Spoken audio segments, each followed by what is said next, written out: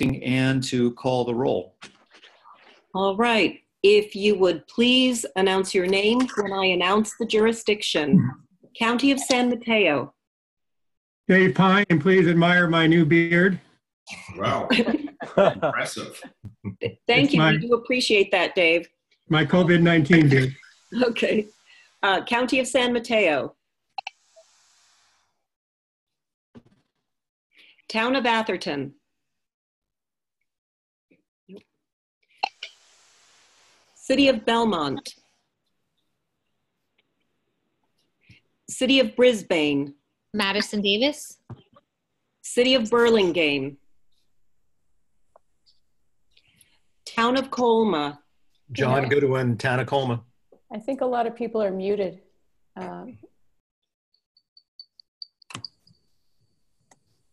Julia Mates is muted, and I think she's. Okay. Julia, I'm calling Julia? in by phone. Yeah, she was. Yep, Julia, are you there? She's with Bill. Yeah, Okay. Can you hear me? I'm calling in by phone, so I'm not using the audio on my computer.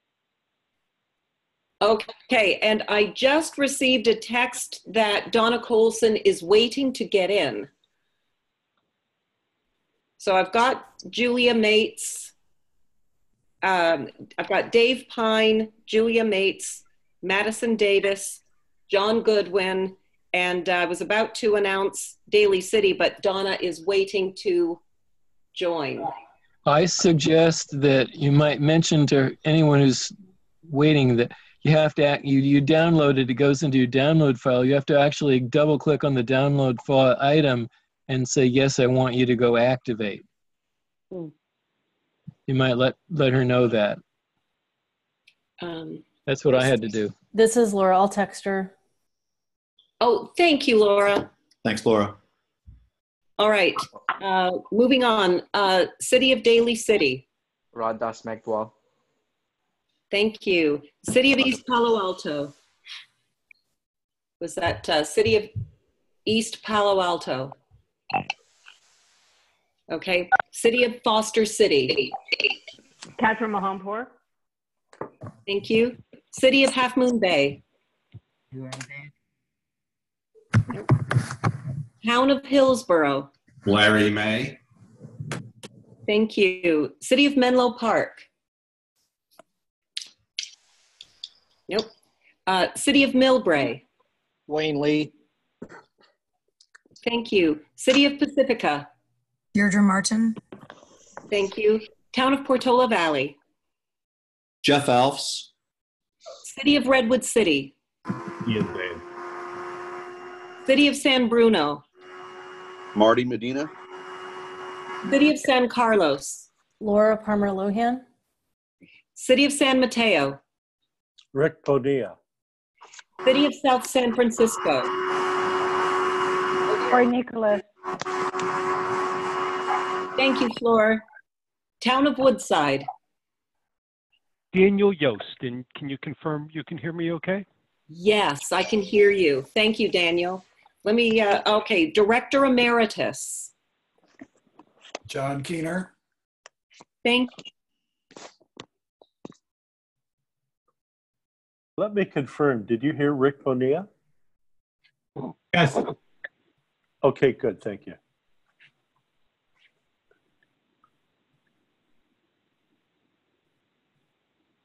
Hello, this is Carol Groom from the County of San Mateo. There she is. I also know Harvey's here, although he didn't respond. I did respond. Oh, there you are. Okay, I hear you now. The volume is still very, very low. I don't know whether there's something on my phone or what's going on, but I can barely hear anybody. Okay. It may be on your end, Harvey. It's working pretty well. Yeah. On my end. You are pretty far away. Earlier, it was fine. Okay. Anne, am I correct in concluding we have a quorum?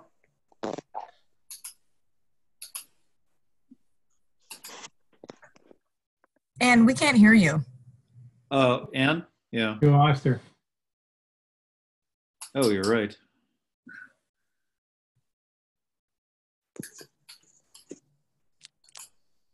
I would like to give her a minute to come back on because we need her. All righty.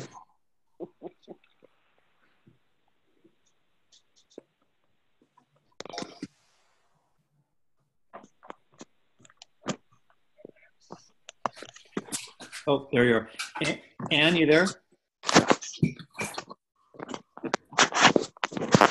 Hey, Jeff, she hasn't called in yet, but she responded to me in a separate chat that we do have a quorum. Okay. And we're recording? Yes. Yes, we're recording. Okay. Thank you all. Thank you all for your patience on this, and we'll do the best we can. I'm going to start. I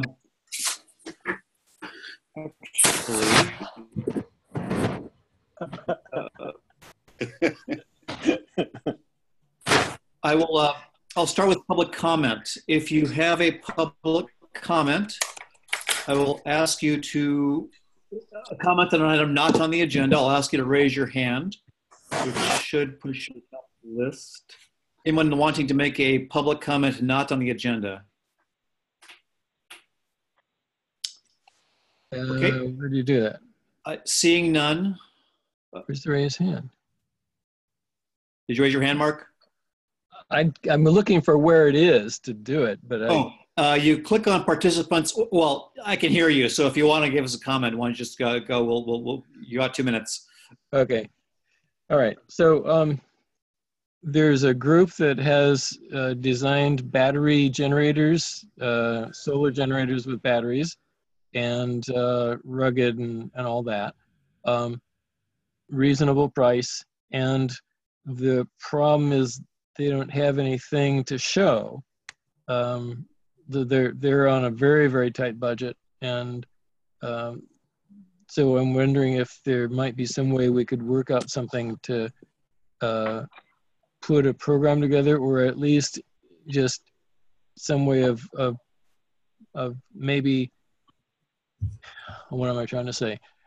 Some way of coordinating with PCE to reach out to people who need them. We're finding out who needs the solar generator battery combination, and I don't know. I should probably talk to somebody on staff about that. You could talk to someone on staff about that. I mean, it sounds like it's sort of complementary to the behind the meter RA program that we're sort of going through right now. Okay. Yeah, if you can talk to someone on staff, I'd go there. It sounds interesting. So thank you. Yeah, okay. Let's start with that. Thank you. Okay. Any other comments? Public comments, not on the items, not on the agenda. Jeff, I just got a text from Ann that says she's not in and she can't hear anything. So. Okay, that's a problem. Oh dear. I'll suggest Perhaps you she try can dial again. in. Yeah, I can see. I phone can line. see. I can see that she's logged in on the web, but not hasn't called in on the phone. So maybe she needs to just log out and log back in. Ann, speak to us. She left. Maybe she's doing exactly that. Okay. She's trying her phone. Okay. Our motion to set the agenda. Wayne Lee. Do I have a second? Second. Carol Groom, second. Okay. Rick Bonilla. I heard Rick first, so it's moved by Lee, seconded by Bonilla. Does anybody object? No. Normally we would do a roll call vote, but Ann's the roll call person. Ann, you're still not there? Okay. All opposed to setting the agenda and accepting the consent agenda, say nay. Hearing none opposed, we will say the consent agenda is set. The agenda is set and the consent agenda is passed. Next up is my report. In lieu of a report, I'll just read off a few, I'll just set a few ground rules for all this. First of all, Andy is hosting, and we'll mute all of us, including the board members, just so we don't have too much noise on here. Just when you are ready to, when you need to speak on something, unmute yourself in the participant screen. You click on participants at the bottom of the screen, and then there's a button on the right side of your screen that will say unmute me. You will need to do that though. If you're chatting, you can only chat with the host. If you do have a comment, you can post in the chat window. It'll go to Andy and he can relay it to me. If you do want to speak, you can raise your hand. I will see it and I will call on you. I will ask that people wait to be called on and just not, and stay muted until I've called on you and not talk over each other. It's been a problem in some other meetings I've had. If you are calling in by telephone, Andy will call for comments from telephone, from call-in participants, if you can't raise your hand. And for members of the public wishing to speak, same thing. If you're logged into the conference call by computer, you can raise your hand. If you're logged in if you've called in by telephone, Andy will ask for comments, or I will ask for comments, and you can comment then. And as usual, we'll have a 2-minute timer up as we did before, and we'll go from there. That's all I have right now. I don't have a report, so I'll move on to the CEO report. Hi, everyone. This is Anne. I was just able to get back in by phone. There you are. Good.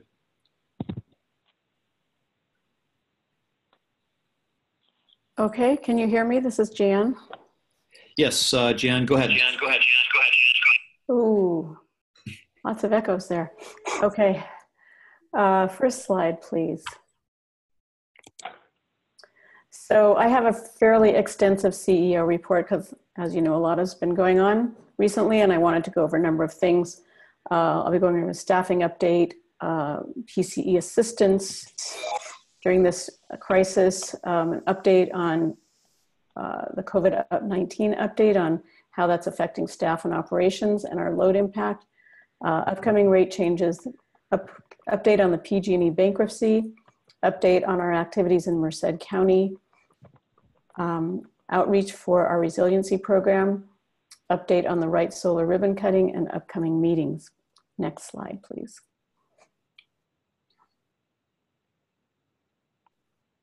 So we have 2 positions open right now. We're currently recruiting for the manager of distributed energy resource strategy and a regulatory analyst.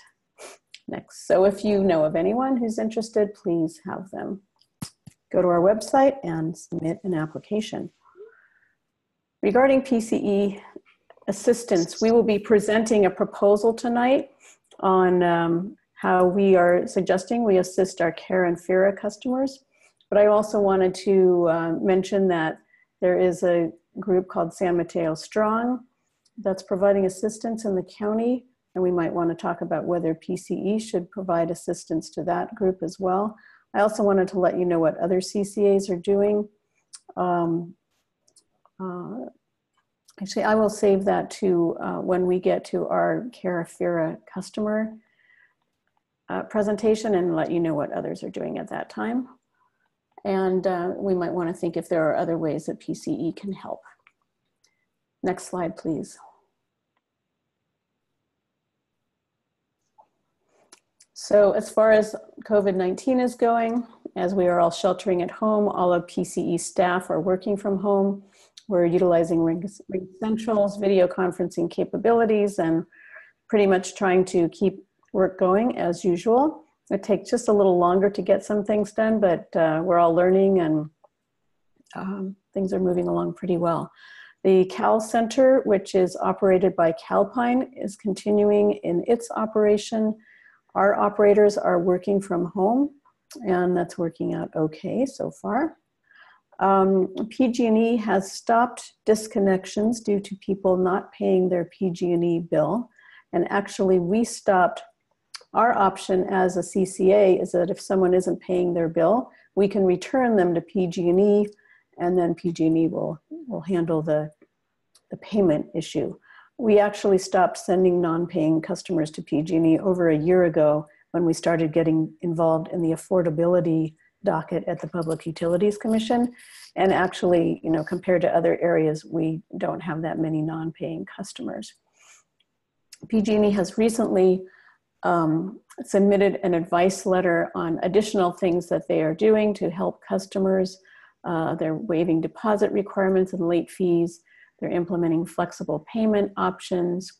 They have proposed a payment plan whereby a customer would pay no greater than 20% of the amount due in their bill, and then the remainder would be paid out in equal installments over a number of billing cycles.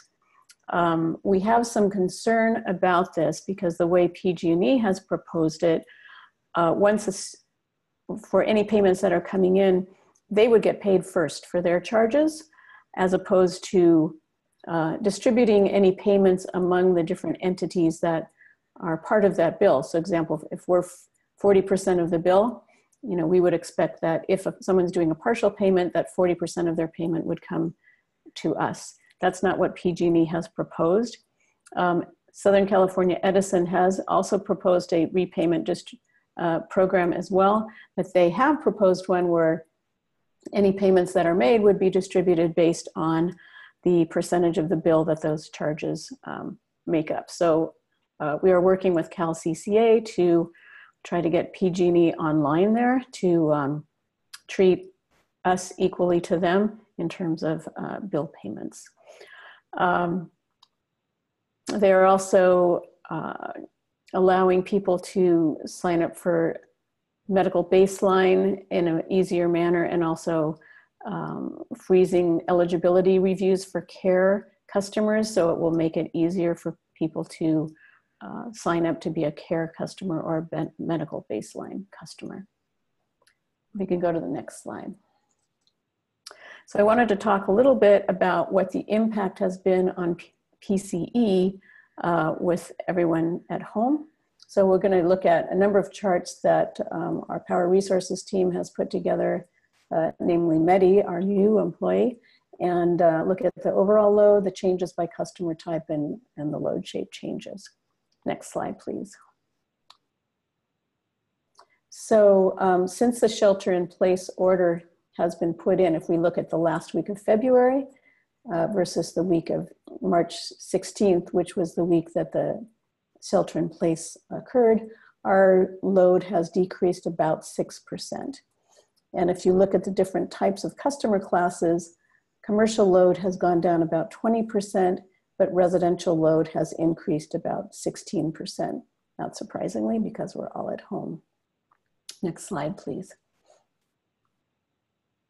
So just looking at the weekly load for the last 4 weeks, you can see how the load has decreased during the week of March 16th, and this shows all the different customer classes and the different colors.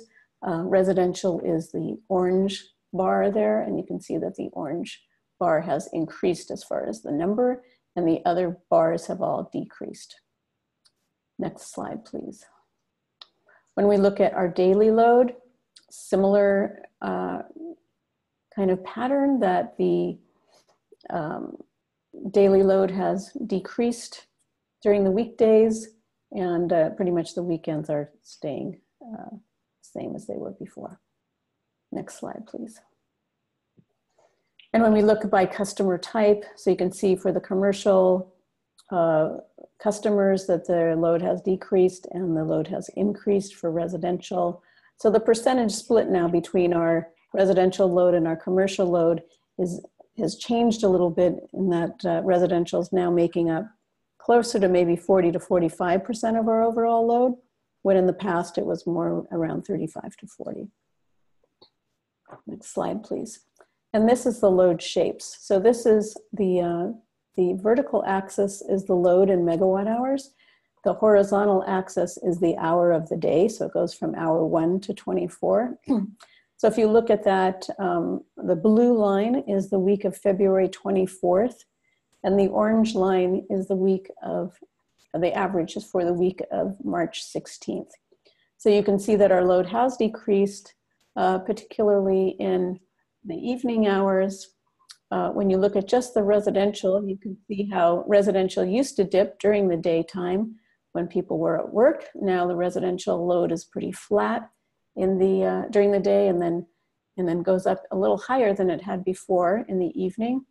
For large commercial and medium commercial, the bump that we used to see in the middle of the day has flattened out quite a bit. Next slide.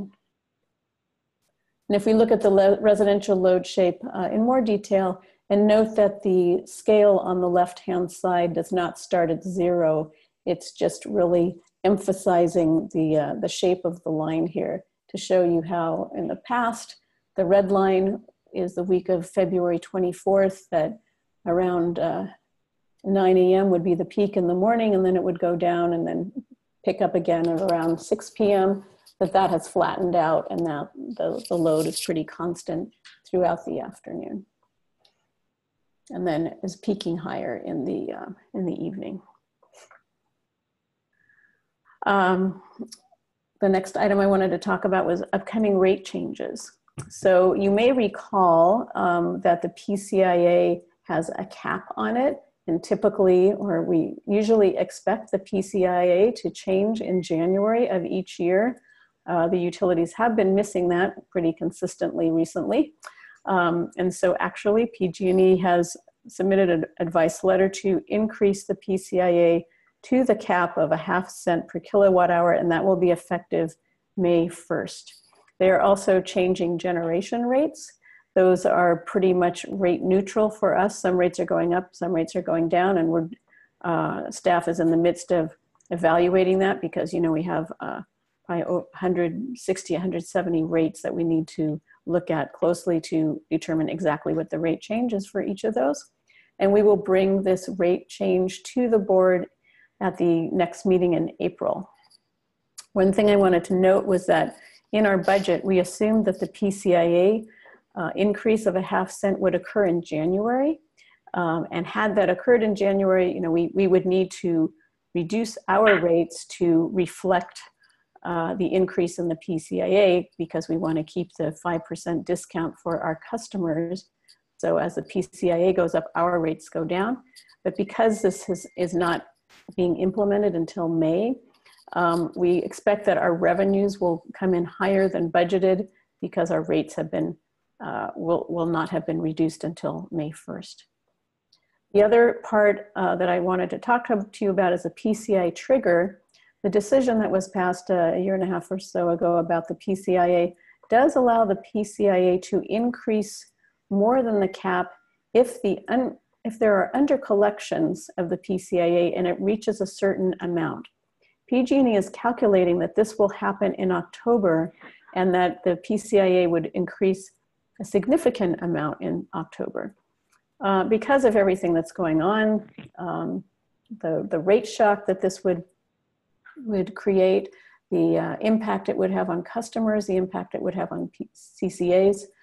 We are all working closely through Cal CCA to try to mitigate this and figure out a way to allow them to collect the monies that they need, but to do it in a way that's not going to create a big rate shock. So we'll keep you informed about that. Next slide, please. So I wanted to give you an update on the bankruptcy as well. The governor withdrew his objections to the PG&E bankruptcy plan and is supporting the current plan. Part of the plan has $13.5 billion settlement for wildfire victims, which is funded 50% by PG&E stock. A couple weeks ago when PG&E stock was at a much higher level, that seemed okay. Recently it's taken quite a dive. And so apparently some of the people who agreed to this are now a little concerned that maybe this was not a good deal for them. Additionally, on Monday, PG&E pleaded guilty to 84 counts of involuntary manslaughter in Butte County, and they are paying a fine of only $4 million, which will be paid out of the Wildfire Victims Fund. They will be sending out a plan of reorganization and disclosure statement, which needs to be sent out by March 31st. When we talk to our attorneys, they think that that millions of these are going to be sent out. We expect we will receive one of these at PCE, and maybe your cities will receive these as well, and maybe some individuals. So people who are entitled to vote on the plan will receive ballots along with the reorganization statement, and those ballots will be due on May 15th, 2020. And then the bankruptcy court will look at those ballots and determine if the plan is going forward. In the meantime, the PUC is, are you putting a timer on me, Andy? The PUC proceeding is underway to determine if the plan meets the requirements of AB 1054. Is it rate neutral? Is it in the public interest? Should securitization be allowed? And then the bankruptcy process must be completed by June 30th for PG&E to access the $21 billion state wildfire fund. And then just a note that I'm sure you all know that PG&E is under probation for the San Bruno accident. This is in federal court. And one of the conditions of that probation was that they not break any other laws. So the fact that they have now pled guilty to 84 counts of involuntary manslaughter, it will be interesting to see what Judge Alsup does in that proceeding there. So moving along, next slide. The Merced County update. So we were scheduled to make a presentation to the Los Banos City Council on March 18th. That has been delayed, and we're currently scheduled on May 20th, and we'll see if that actually happens. In the meantime, we will be reaching out to council members in Los Banos to see if we can talk to them and answer any questions they might have about CCAs and about Peninsula Clean Energy.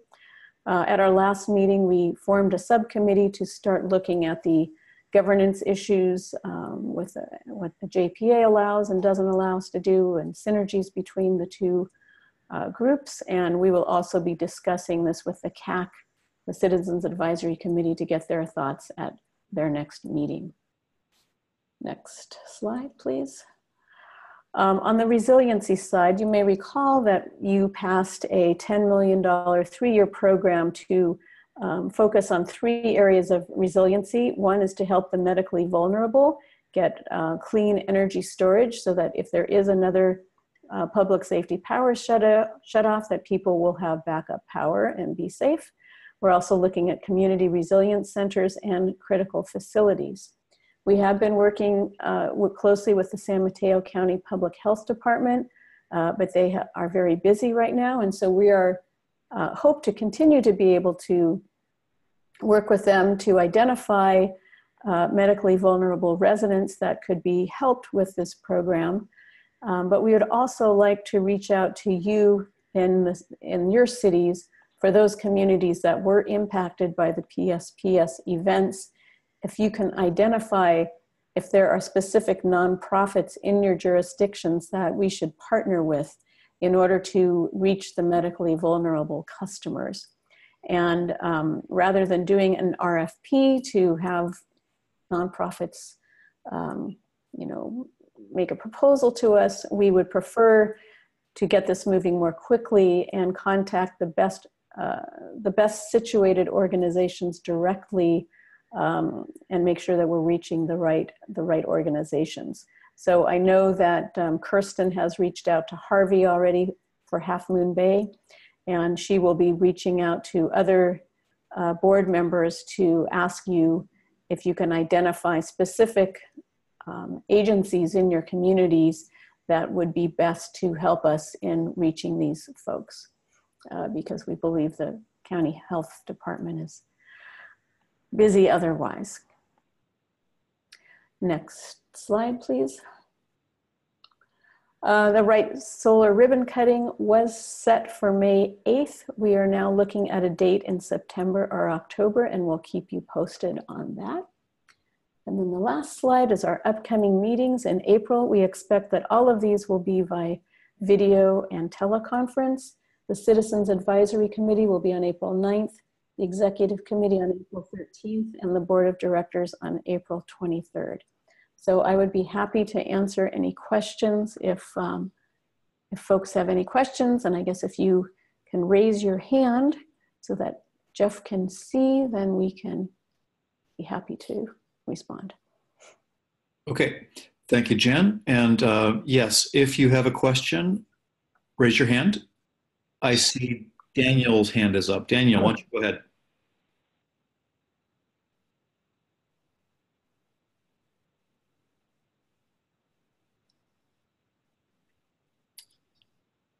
Daniel, you there? I think is he muted? I can't tell.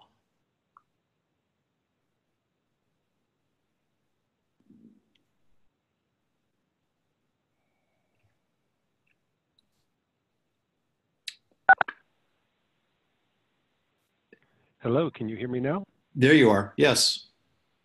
Okay. I was muted before. I had to, I'm on the video, but I'm also on my phone, and I had to do the *6 to unmute myself on my phone. Thanks, Jan, for that overview. Obviously, a lot going on. On the resiliency piece, you mentioned, reaching out to nonprofits to put PCE in touch with medically vulnerable folks. For some of the smaller towns, mine, maybe Portola Valley, maybe Atherton, does it make sense to speak to the town manager or someone in town hall? I think in some of these communities, a program that may make sense is just coming up with a facility where people can go to that has battery storage plus solar. But just thought I would ask that question. Yeah, and actually we are doing that for looking at community resiliency centers and for critical facilities. The part of the program, what we're talking about here, is really reaching those individuals who are medically vulnerable, who maybe need power because they're on some type of medical equipment, or they have to make sure their refrigerator is working because they have to keep their medications refrigerated. So it's mainly people in single family homes who maybe are homebound as well and couldn't easily get to another facility in the case of a power shutoff. So that's what we're trying, so that, it's a three-pronged program, and this is really focusing on the medically vulnerable who would be most comfortable staying in their own home, or care facilities that may have, a few folks who really aren't mobile and can't get to another location.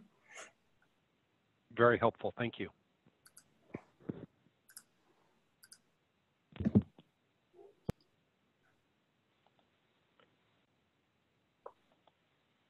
Does anyone else from the board have a question?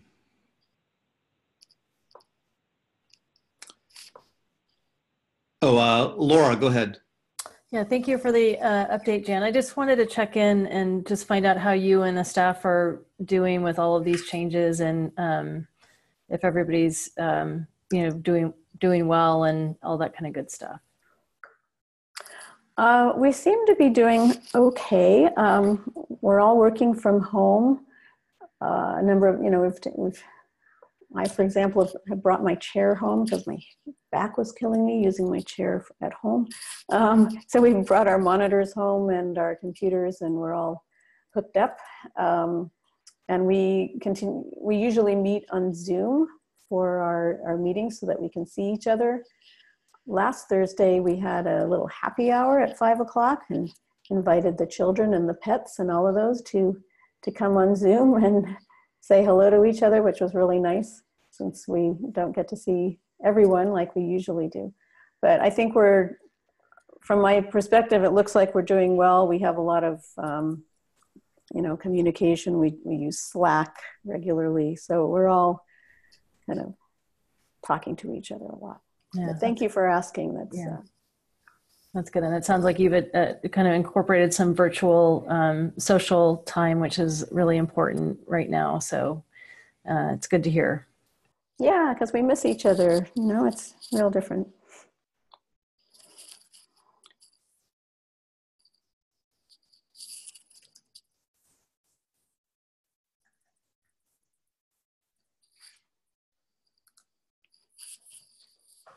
Jeff, you're on mute. Thank you. Kat has her hand Hey, up. Mark. Go ahead, Kat.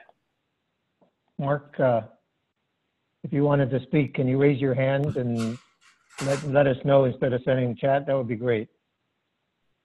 I just wanted to say thank you. I'll follow up separately with the nonprofits in my area. But, you know, we talk about emergency workers so much and how much we appreciate them, but it's the infrastructure that are the emergency workers doing. Please, please, on behalf of all of us, let your staff know how much we appreciate their hard work in keeping this running so smoothly. A lot of times people don't know we exist until there's a problem. And so far, from what we can see, it's really working shockingly well working from home. Maybe we can learn something to take away from this in the end. But I just wanted to make sure that the staff know how much we appreciate them. Thank you. Appreciate that. Yeah, I'll second that. Okay. Did anyone else have questions for Jan? If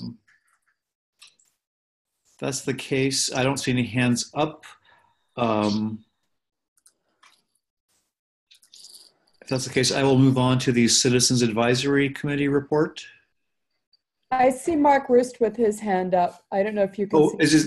Is it? Okay, sorry, I didn't see your hand up, Mark. Go ahead. I was hesitating because I thought I was supposed to send texts to Andy Stern, and he asked me to stick my hand up and not send text to him. So anyway. Yeah, so I know there's a lot of logistics, and so let's just be clear about how we're going to do this. I told Jeff that you had sent the chat. I forwarded that on, and then he asked me to ask you to raise your hand. So that's what I did. I'm not a very fast typist. Well, I do see it. Going as fast as I can. It's all right. I see that message. That was why I was just sort of hesitating. Okay, so this was about the medically vulnerable. Breathe California of Silicon Valley does outreach and would be a good partner if not already involved. I would like to get details about the medical needs program. The company I mentioned is focusing on organizations serving patients, so there may be a match there. What about medically vulnerable people in multifamily residential? If we find concentrations of them in specific buildings, we could look at solar canopies as well as getting building owners to allow roof installations and running conduit down outside walls where necessary. I know that because I've done it on my apartment.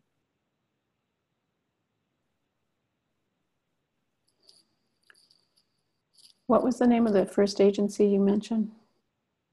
First agency, Breathe California of Silicon Valley. They're in San Jose. Okay, thank you.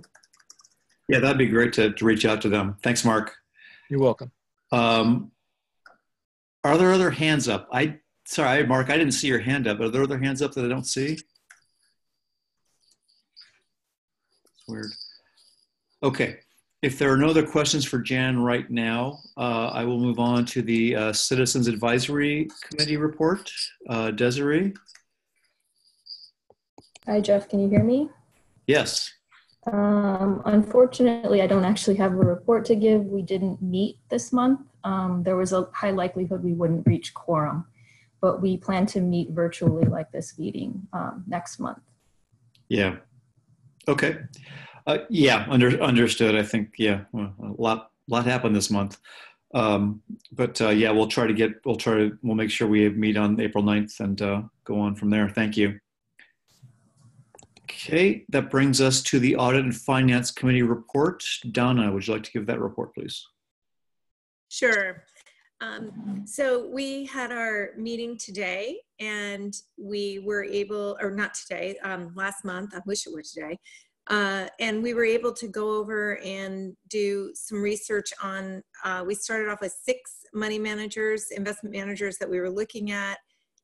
Larry and Andy narrowed it down to, I think Andy narrowed it down to 3. Larry and Andy together narrowed it down to 1 that sort of clearly stood out head and shoulders above the rest. We're going to talk about that in item number 7 today on the board agenda, so I won't go into it too much. But suffice it to say that that was our main project, and with the markets kind of colliding and going as nuts as they are right now, I think we were very opportune and the timing was great to really get this sort of diversified and future-proofed. So that's really about it from audit and finance, unless Andy has anything else to say. Nope, I think that covers it. Larry, did you have any comments on that, beyond that? And thank you for your work on that, by the way. Thanks. No, I didn't have anything further. Okay. Any questions for Donna or the committee?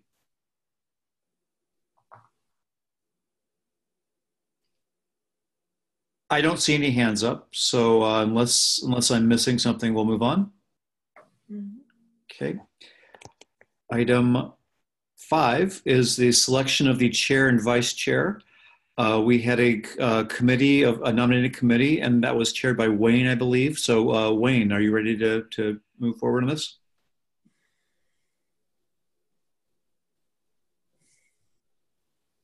Anybody hear me? I hear you. Okay, thank you, Mr. Chair. Yeah, the committee met online through email, and we had a application process.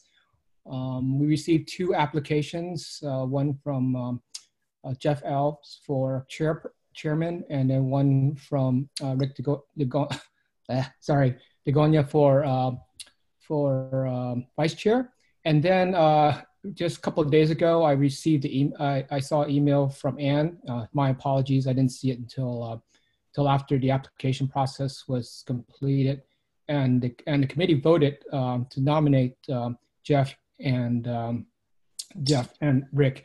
And the people on the committee were Kat Carlton, Rick Mania, and Larry May.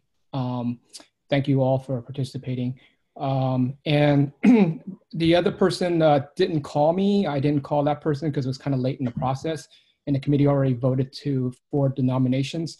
So, Mr. Chair, I recommend that you open the, open as you normally do in your procedures, is to open the floor to nominations.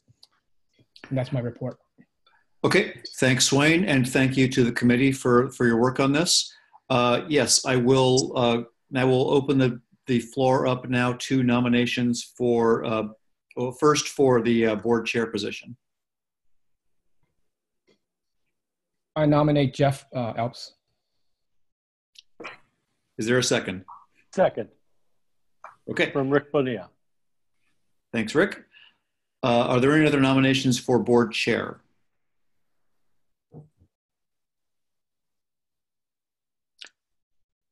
Okay, I do not see any. In that case, we can, I believe we need to do a roll call vote on this. So Ann, can you call the roll on this? And the Yes. motion is nominating me as to continue as board chair. Okay. All right. For the board chair, if you would please announce your name when I announce the jurisdiction. County of San Mateo.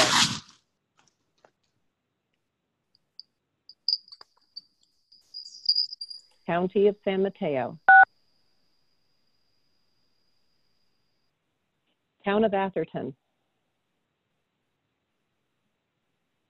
City of Belmont. Julia Mate. I'm sorry, County of San Mateo, Dave Pine, yes. Okay, thank you. You were scaring me there, Dave. Sorry. Okay. City of Brisbane. Madison Davis. City of Burlingame. Donna Colson, yes. And I should verify, okay, that if you would announce your name and a yes or no. So I've got Dave as a yes, Julia Mates was a yes, Yes. Madison Davis. Yes. Yep. Okay. And Donna was a yes. Town of Colma, John Goodwin, yes. City of Daly City, Rod Dawson-Actwell, yes. City of East Palo Alto, City of Foster City, Catherine Mahompur, yes. City of Half Moon Bay, Ozzy Rohrbeck, yes. Town of Hillsborough, Larry May, yes.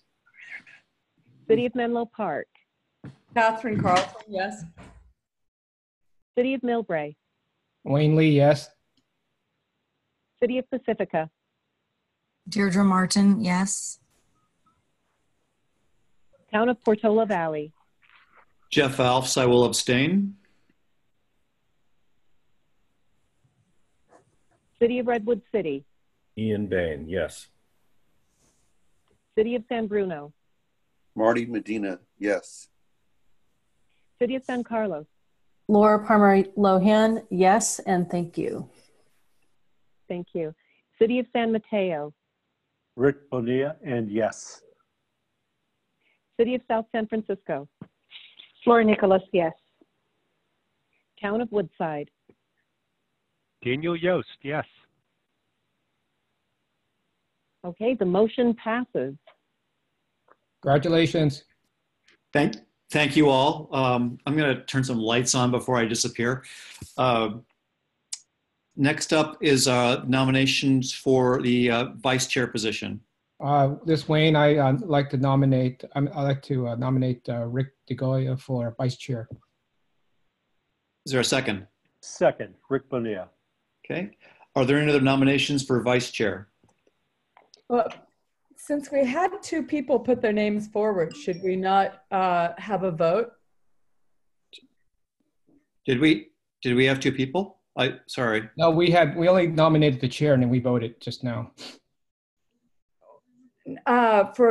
Didn't we have someone put their name forward for vice chair? Oh, you mean other than Rick? Yes. We didn't get an application, and the chair opened up the nominations for vice chair. Nobody nominated another vice chair. Well, I'm opening up so Rick is nominated, and I was opening it up for other nominations right now. Yeah, okay. I misspoke. I meant the chair.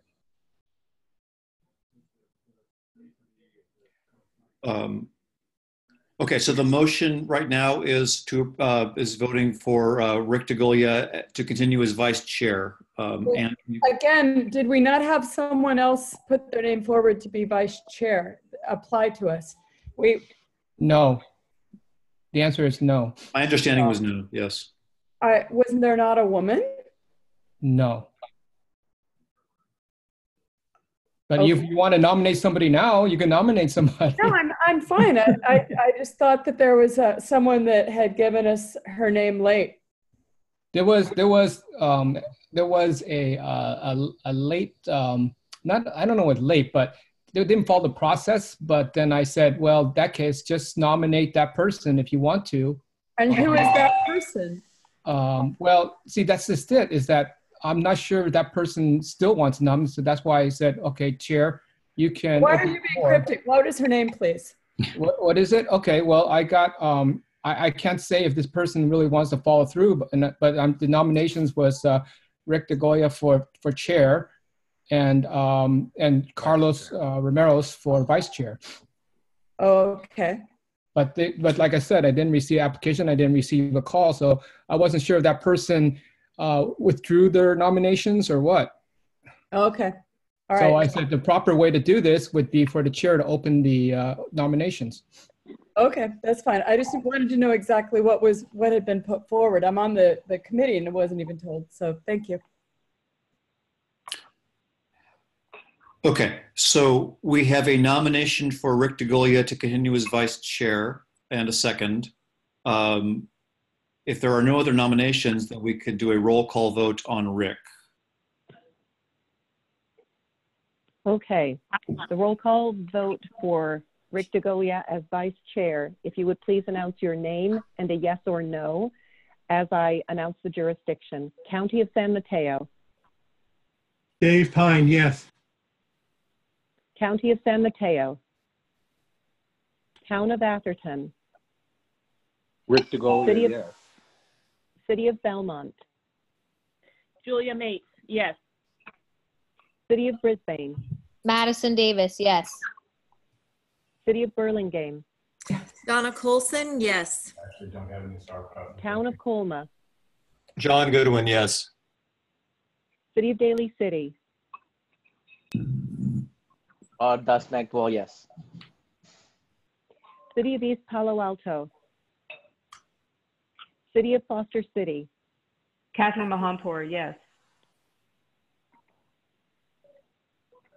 Catherine Manpour, are you there? Yes, I said. You said Catherine yes. Mahampur, yes. Oh, she did. Okay, sorry, I didn't Yes, hear that. Thank you. Okay, City of Half Moon Bay. Rodak, yes. Town of Hillsborough. Larry May, yes. City of Menlo Park. Catherine Carlton, yes. City of Millbrae. Wayne Lee, yes. City of Pacifica. Deirdre Martin, yes. Town of Portola Valley. Jeff Alfs, yes. City of Redwood City. Ian Bain, yes. City of San Bruno. Marty Medina, yes. City of San Carlos. Oh, thank you, Marty. That was a yes. Okay. Laura Palmer, City of San Laura Palmer Lohan, yes, and thank you. Thank you. City of San Mateo. Rick Bonilla, yes. City of South San Francisco. Flora Nicholas, yes. Town of Woodside. Daniel Yost, yes. Thank you, and the motion passes unanimously. Great. Thank you all. Look forward to another year of this and everything we were doing. We'll move on to item 6, approving an on-bill credit of $100 for Care and Farah customers. Jan, is this you? Or is this Leslie?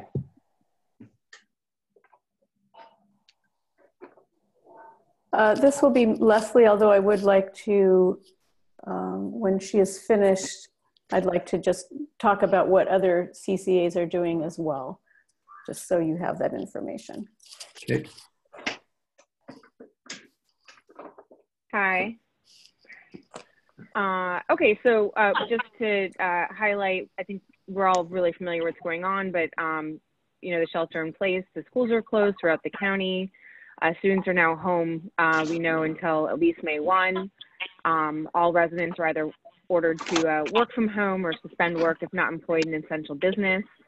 And really this is impacting a lot of industries, but in particular service industries, restaurants, small businesses, and Care and Farah customers are more likely to be employed with some of those industries that are more highly impacted. So less likely to be employed by tech companies doing work from home, and more likely to be employed by smaller businesses that are, you know, severely reduced hours or totally shut down right now.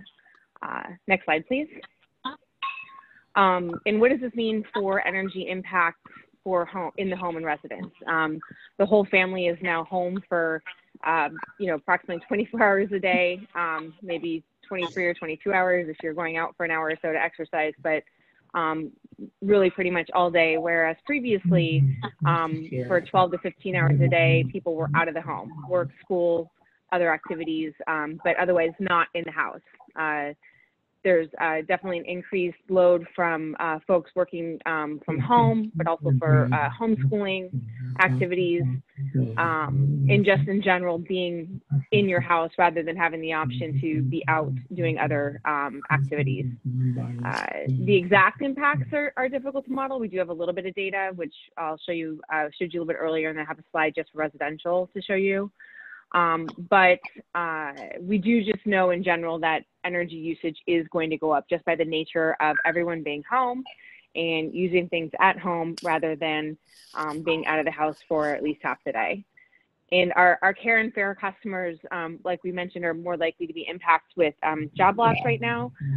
They're also less likely to be able to absorb a sudden increase in something like utility costs. Next slide, please. Sarah from our procurement team helped me out with this graph here, where we took a look at just a Monday to Monday this past week, which is the orange graph there on the residential load that we were getting from Calpine versus a similar week last year. So similar week in terms of characteristics from last year. You can see definitively every day that the residential load is noticeably up for customers, essentially since the shelter in place came into play, and even a little bit up on the weekends, where many people's activities might not be totally different, but still right now it's a higher usage that we're seeing than we would otherwise see during a similar week this time of the year. Next slide. So here are, we have care and fair customers throughout our service territory, and they're just showing you folks a distribution in terms of active customers within your territory and how many of those residential customers are also care and fair customers. So you can see we do have them throughout our service territory. Some communities have a higher concentration than others, but providing this assistance would actually provide assistance everywhere in San Mateo County. Next slide, please.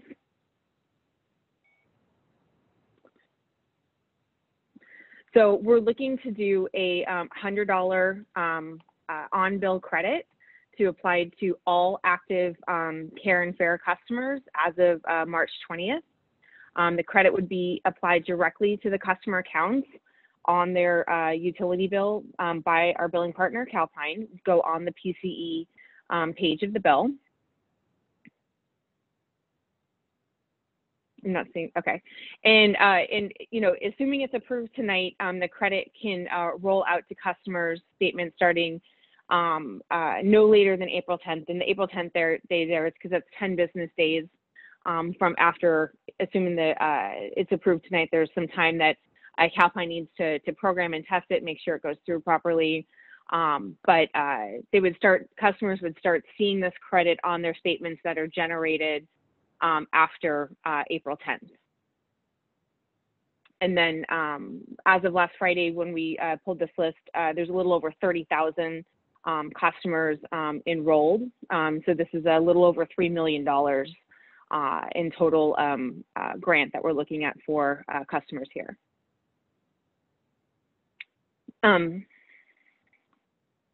So the $100 on-bill credit is what we're proposing. The reason we're suggesting an on-bill credit versus another method like sending out checks to people is this is the easiest and fastest way to make sure that everybody who's eligible for the credit gets the funds quickly. We know that we can turn this on with Calpine, have it apply to everyone's account, and everyone who's eligible gets it, versus sending checks out to people, having to, you know, deal with lost mail, delay in mail, and the fact that not everyone maybe has access to mobile banking opportunities and whatnot, and not wanting to encourage people to have to leave their home to, you know, deposit a check to get the credit. The way that this credit will be applied, it will go to Peninsula Clean Energy Generation charges first. And if there's any excess, it would roll through to the remaining PG&E charges. This is a process that is been set up between PG&E and the CCAs to ensure that credits flow both ways between the entities. We actually were having a problem a while ago where credits on the PG&E side of the bill were not flowing through to CCA customers. They had to clean this up primarily in anticipation of the COU transition and looking forward to bill protection and having all of those potential charges flow correctly back and forth. We do know that according to both PG&E and Calpine, this is the way that this is expected to work, but I just want to preface, there's not been a large scale test of this process yet. This is the first time it's happening where CCA is going to push through a large credit like this to customers. But all indications are that this is how it's going to work, this is how it's supposed to work. But just a little, anecdote, the average PCE charges for care and fair customers in February last month was $35, just under $35. So this credit will likely cover increases in PCE charges over this past month where people are home, plus then flow through and cover some of the additional increases that customers would be seeing on the PG&E side of the bill. So it's going to provide a good amount of relief for everybody who is eligible. Next slide. We're going to notify customers in multiple ways that this credit is coming. We have a letter, marketing team has drafted a letter that will be heading to our printer tomorrow, assuming this is approved. There's also an email that's going to be going out to customers that we have email addresses for. We're doing a blog post and then an article in the customer newsletter as well. And a press release is set to go out tomorrow, again, pending board approval of the resolution. A couple things I wanted to just highlight or note here for consideration for the board. Right now we wanted to move forward with this quickly and get something in place for customers right away because we know people are, already hurting financially. The best way for us to identify people that are already sort of in need of funds or might be more at risk is to use an identifier like already enrolled in a program like Care Farah.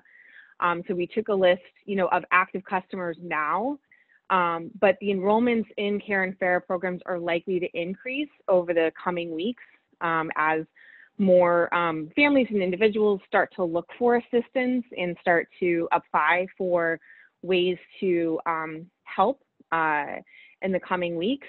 So the board might want to consider if we want to, amend the resolution that we have in place, or we can come back at a future meeting and take a look at increased enrollment in Care and Farah and consider a credit for new customers as well.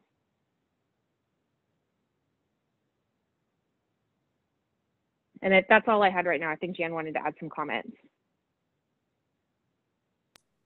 Go ahead, Jan. Okay, thank you. Yeah, I just wanted, I'm totally behind what we're proposing, of course. I just wanted to let you know what other CCAs are doing. And we did have a call today with some CCAs here in the Bay Area. So, and they're all in different financial situations, and we are, fortunately, we can afford to do this. And I know the board has discussed this before, how could we provide more benefits to our customers, and this is certainly an important way for us to do it. So just so that you know, San Jose Clean Energy is going to be asking their commercial customers who are paying less for electricity right now because their load has gone down, as you saw those graphs I showed you at the very beginning. So there's a group called Silicon Valley Strong that San Jose has put together, and they're going to be asking commercial customers to contribute to that entity. So we similarly have San Mateo Strong. Certainly we could reach out to our commercial customers or others of you who are leaders here in San Mateo County could talk to your businesses, large businesses who are doing okay, and see if they want to contribute to San Mateo Strong. For Monterey Bay Community Power, they are looking at reducing their May and June bills for all customers by half, but then collecting that later on in the year. And they have a very different kind of customer base than we do. They have a very heavy agricultural base.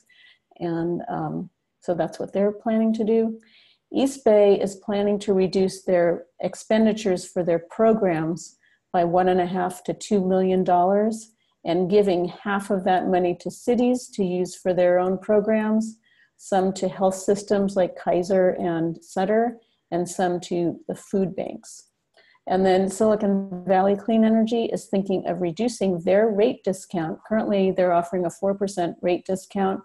They're thinking of actually increasing their customer bills and only offering a 1% rate discount, but then using that money to fund other programs to help people in the community.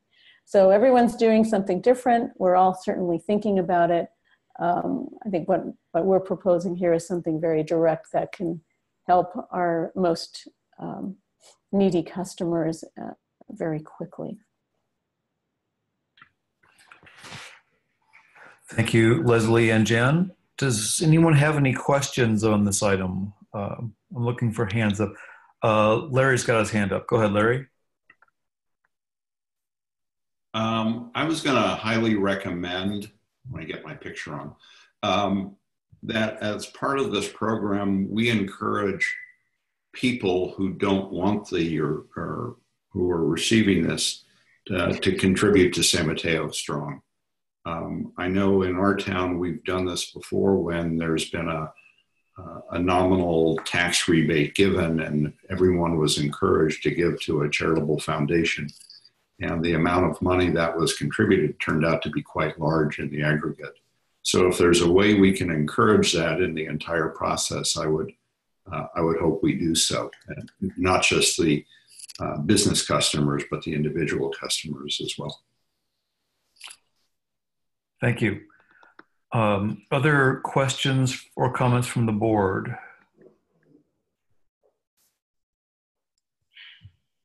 I'd like to make a motion to approve Wayne Lee. Okay, do we have a second? Second. Was that Harvey? Jeff? Yes. That was Rod. That was Oh, it was Rod. It was Rod. Rod seconded. Rod Dosmagwal seconded. Hey, Jeff, this is Andy. Somebody wrote a chat that I copied to you. Just want to make sure. I think it's. Oh, okay. I think it might be. I'm not sure. It says Rick, but I'm not sure who.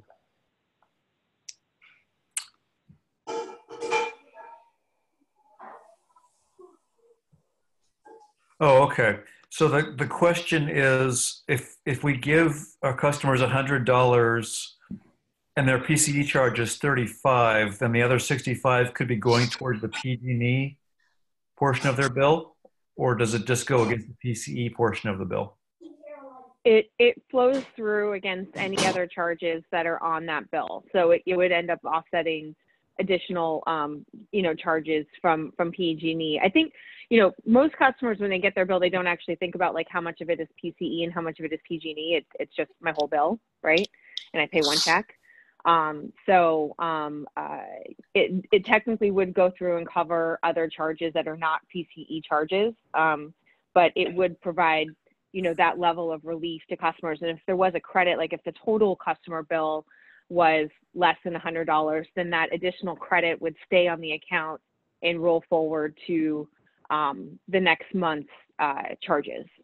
So if the total customer bill was like $60 for some reason, the remaining $40 would stay on their account with PG&E and would offset charges the next month. But all customers would get a full $100 of total utility benefits, essentially. Okay. Okay.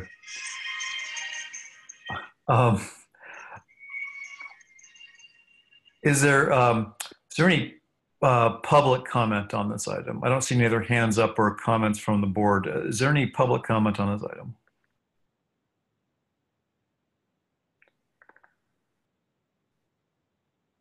And does anyone calling on the phone who can't raise hands care to comment or ask questions?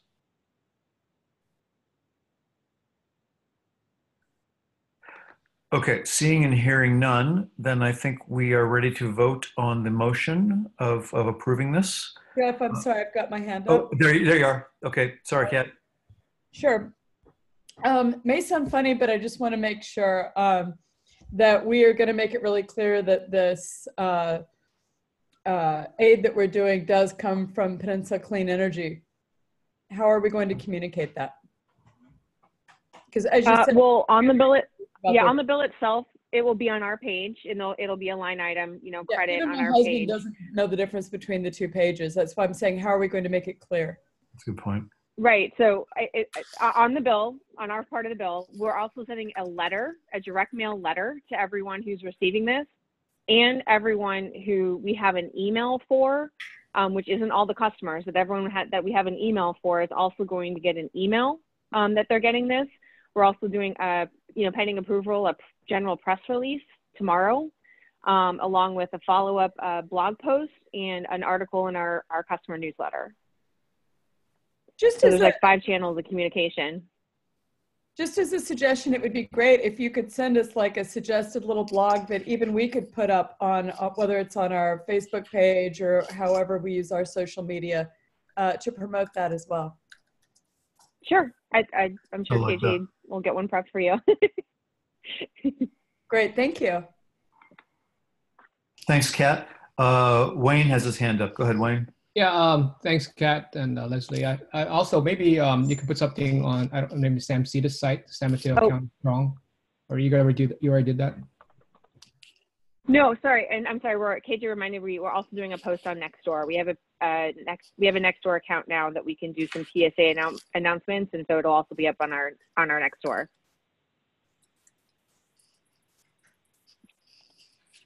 Yeah, I agree with the sentiment that we should broadcast it as widely as we can.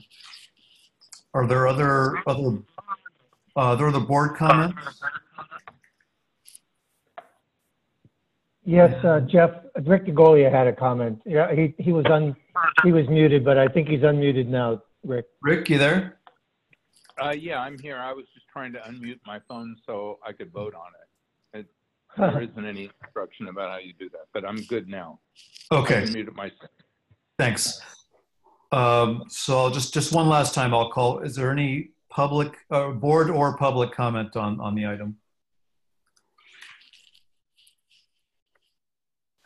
Wayne, your hand's still up, but I'm assuming that you've said your piece. Okay. Seeing no more comments or questions, we can do a roll call vote on this. Anne, can you start? All right. So this is the vote on item 6, the CARE FARA credit. If you would please announce your name and a yes or no when I announce the jurisdiction. County of San Mateo.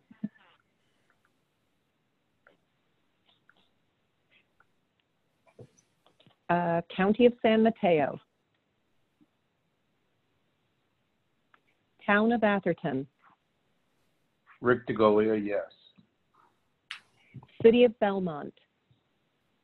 Julia Mate, yes. City of Brisbane. Madison Davis, yes. City of Burlingame. Donna Colson, yes. Town of Colma. John Goodwin, yes. City of Daly City. Rod Megwal, yes. City of East Palo Alto. City of Foster City. Catherine Mahampur, yes. City of Half Moon Bay.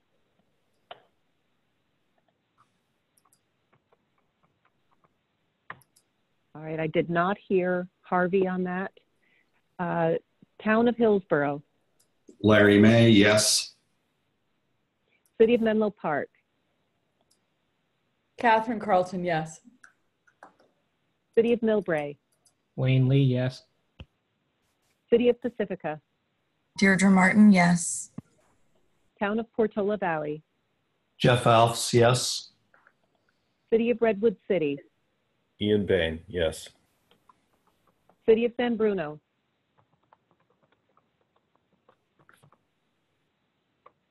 I did not hear Marty there. Marty City of Medina, San Carlos. yes. Oh, okay. I heard a yes Thank from you, Marty. Marty. I got you. Thank you. City of San Carlos. Laura Palmer Lohan, yes. City of San Mateo. Rick Bonilla, yes. City of South San Francisco.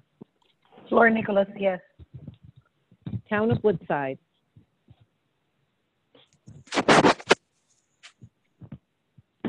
I hear static. Now you're scrambling. Daniel Yost, yes. Thank you, Daniel. The motion passes unanimously. Okay, thank you all. We will Thank move you. on then to item 7, which is the approval of a second investment manager. Andy, you want to lead off on this? Sure. I'll be hopefully brief. Donna gave a summary. I'll put my video on too, if that helps. PC currently has basically 4 accounts that hold cash. We have an account with Wilmington Trust, where our inflows from PG&E flow on a daily basis.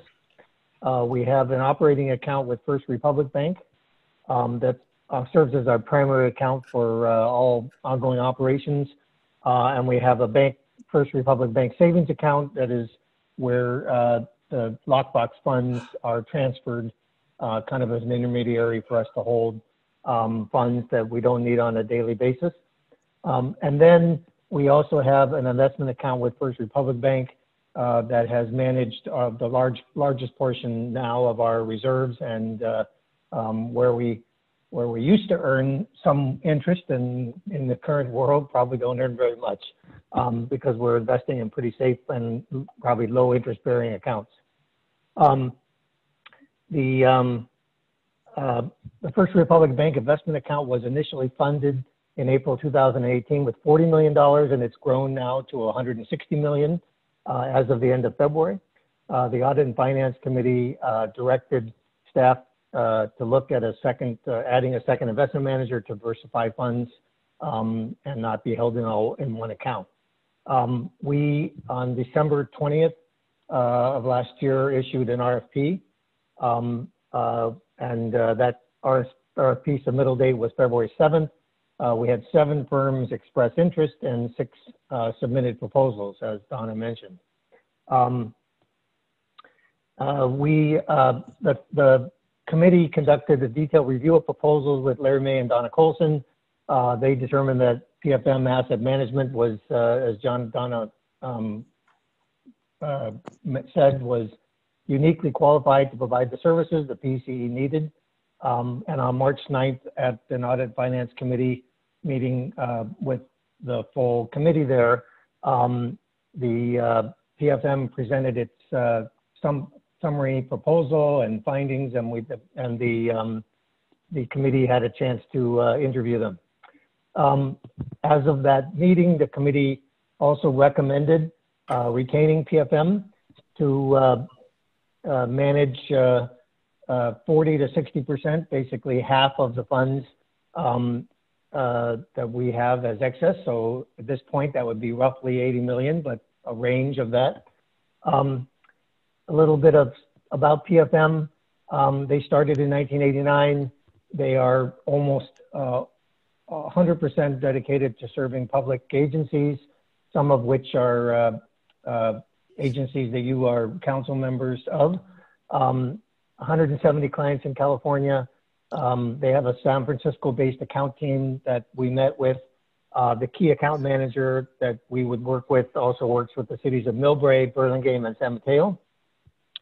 And PFM also provides investment management services to the county of San Mateo, managing about $5 billion of the county's $5.8 billion total portfolio.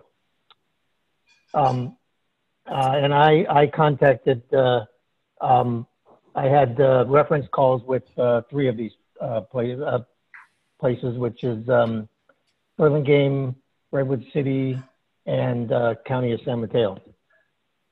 Our recommendation is that we retain PFM Asset Management as a second investment manager to initially manage 40 to 60% of PCE's investment funds, and to direct the treasurer, by the way, that's me, to execute any documents necessary to establish accounts, relationship, and management. That's the resolution recommendation. The reason for the range of 40 to 60%, we're targeting 50%, but the number fluctuates a little bit, so we just wanted to allow a little bit of a range, and also because it won't be an exact number, and also the ability to, depending on what investments we're holding and whether they mature in 30 days or 40 days, the percentage range might fluctuate a little bit as well. So that's all that I had. If there are, I'll take questions if you have. Okay, I see Rick has his hand up. Go ahead, Rick DeGolia. Sorry. It sounds like a good proposal to me. I'd move approval. Okay, we have a motion. Do we have a second? Second. Who was that? Larry. Okay. Any other board questions on this report? Okay. Is there any public comment on this? Okay. I don't see any hands up. If there's anyone on the phone who wants to comment, you can unmute and ask now.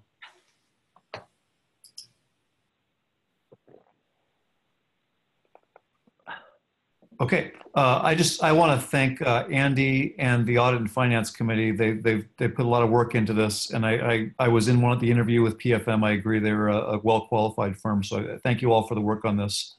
And if there are no other comments, we can do a roll call vote on this, Sam. Okay. All right. If this is for item number 7, if you would please announce your name and a yes or no when I announce the jurisdiction. County of San Mateo. County of San Mateo. Town of Atherton. Rick DeGolia, yes. City of Belmont. Julia Mate, yes. City of Brisbane. Madison Davis, yes. City of Burlingame. Donna Colson, yes. Town of Colma. John Goodwin, yes. City of Daly City. Rod Magwell, yes. City of East Palo Alto. City of Foster City. Catherine Mahampur, yes. City of Half Moon Bay. Town of Hillsborough. Larry May, yes. City of Menlo Park.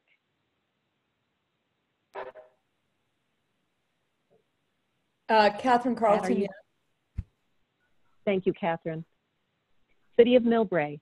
Wayne Lee, yes. City of Pacifica. Deirdre Martin, yes. Town of Portola Valley. Jeff Alfs, yes. City of Redwood City. Ian Bain, yes. City of San Bruno. Marty Medina, yes. City of San Carlos. Laura Palmer Lohan, yes. City of San Mateo.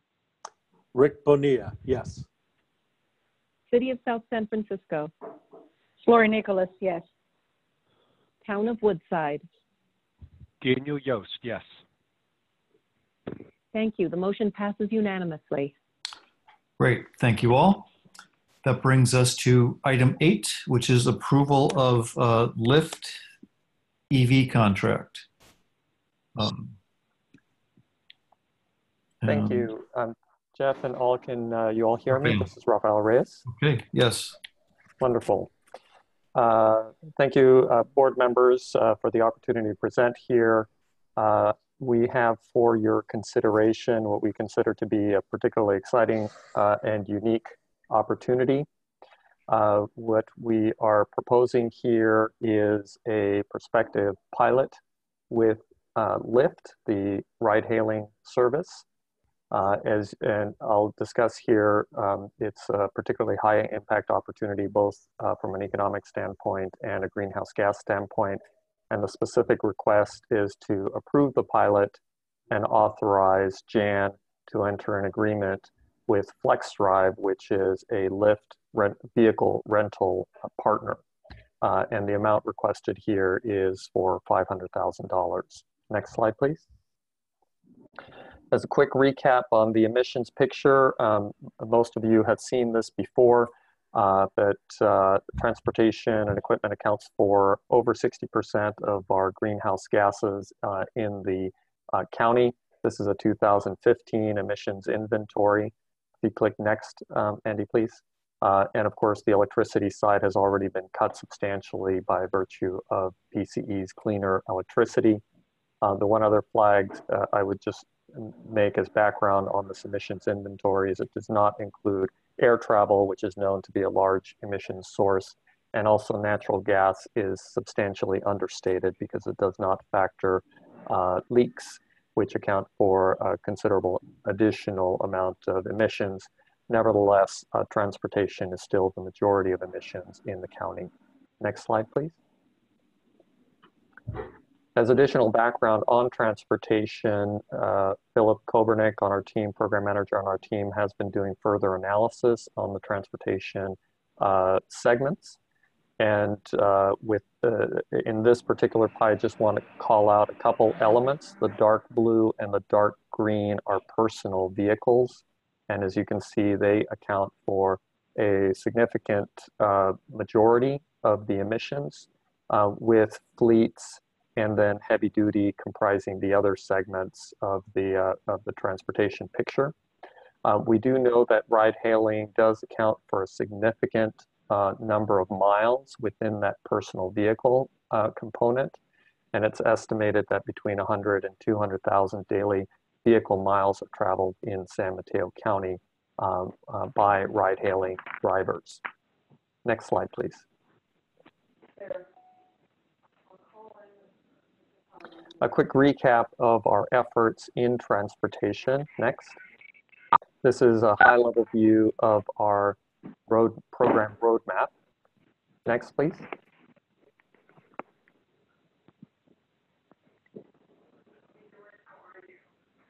So in personal vehicles, as you may recall, we have a number of initiatives already underway. We have the Ride and Drive campaign to build awareness around the vehicles.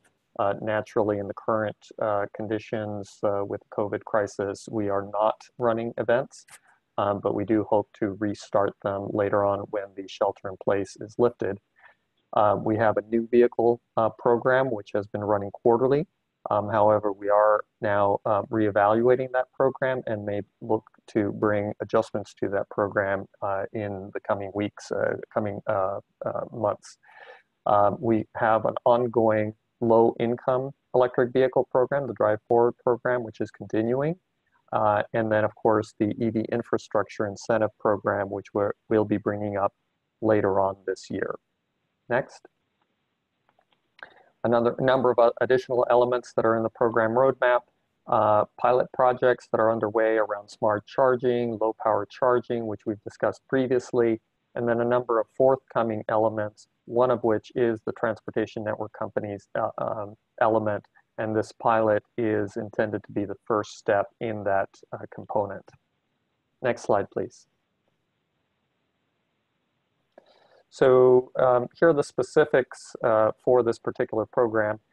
One of the big issues with ride hailing is the significant emissions that are coming from this particular use case. Next.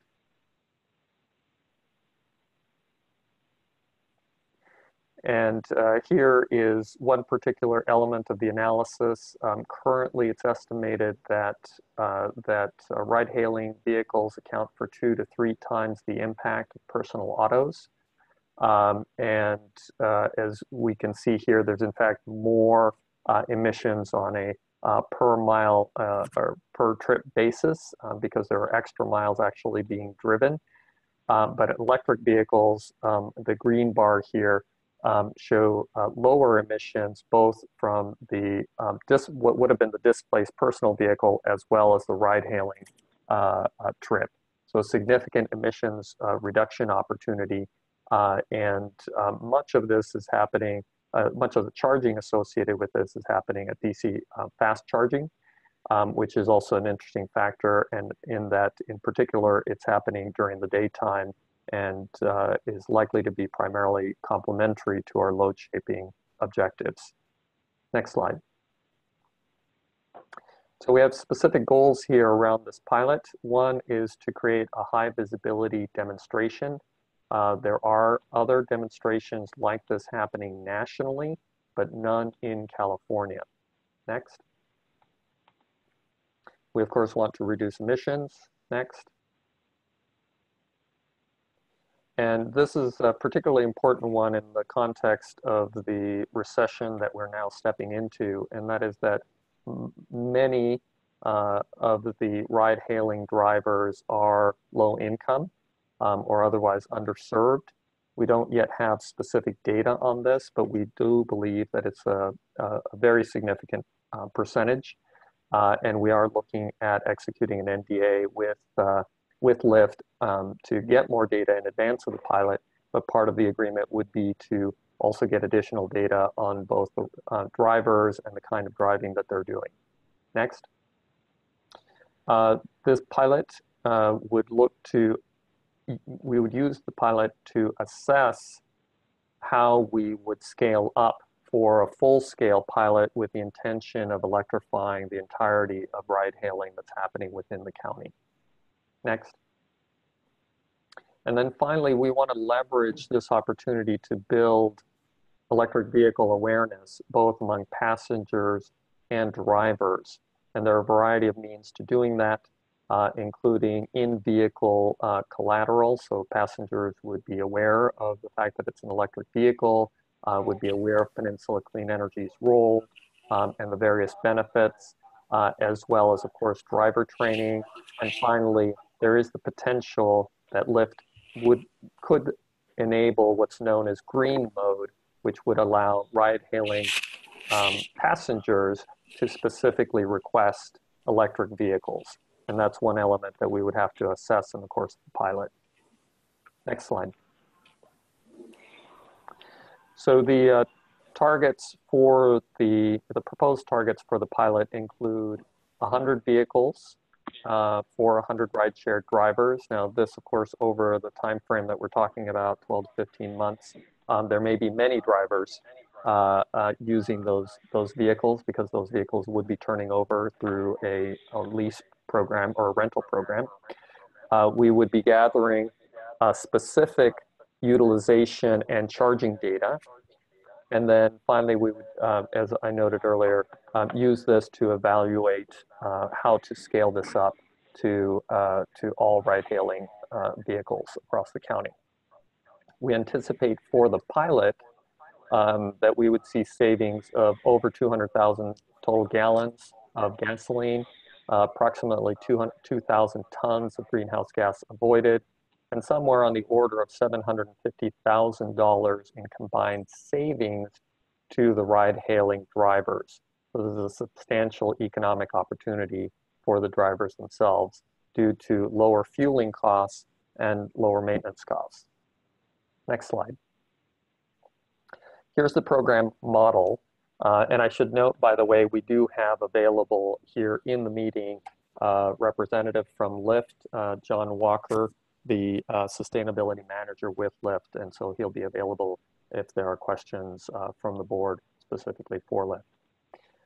But let me speak to, I'm sorry, back one slide. Let me speak to how the program would work. So there are several elements here. On the top, obviously, is Lyft. Lyft would be providing data to Peninsula Clean Energy. Second, moving left, marketing to drivers about the vehicles and the opportunities to use them, and that marketing would be targeted, particularly targeting high utilization drivers, so they're driving a lot of miles. And they are also funding charging for the drivers, so the drivers can access the charging for free at EVgo or Electrify America chargers. Looking down from the bottom, Lyft has a partnership with a company called Flex Drive, which rents vehicles to drivers. This is often an economical option for drivers. In many cases, they may not own their own vehicles, or It's less expensive than having to maintain their own vehicles because of the high costs of brake jobs, oil, and other maintenance requirements. So FlexDrive rents the vehicles to drivers, and what we would be providing is vouchers that to the drivers from FlexDrive to lower the cost of the vehicles to equal or less than the gasoline equivalent types of vehicles. We in turn would then fund those vouchers, and so the incentive would be recouped by FlexDrive to help lower the cost of having acquired those vehicles. But this particular structure incentivizes FlexDrive and Lyft to maximize the utilization of the vehicles, and it ensures that the benefits go to the drivers themselves. Next slide. Here's prospective timeline. So we of course have here in March the proposal before you.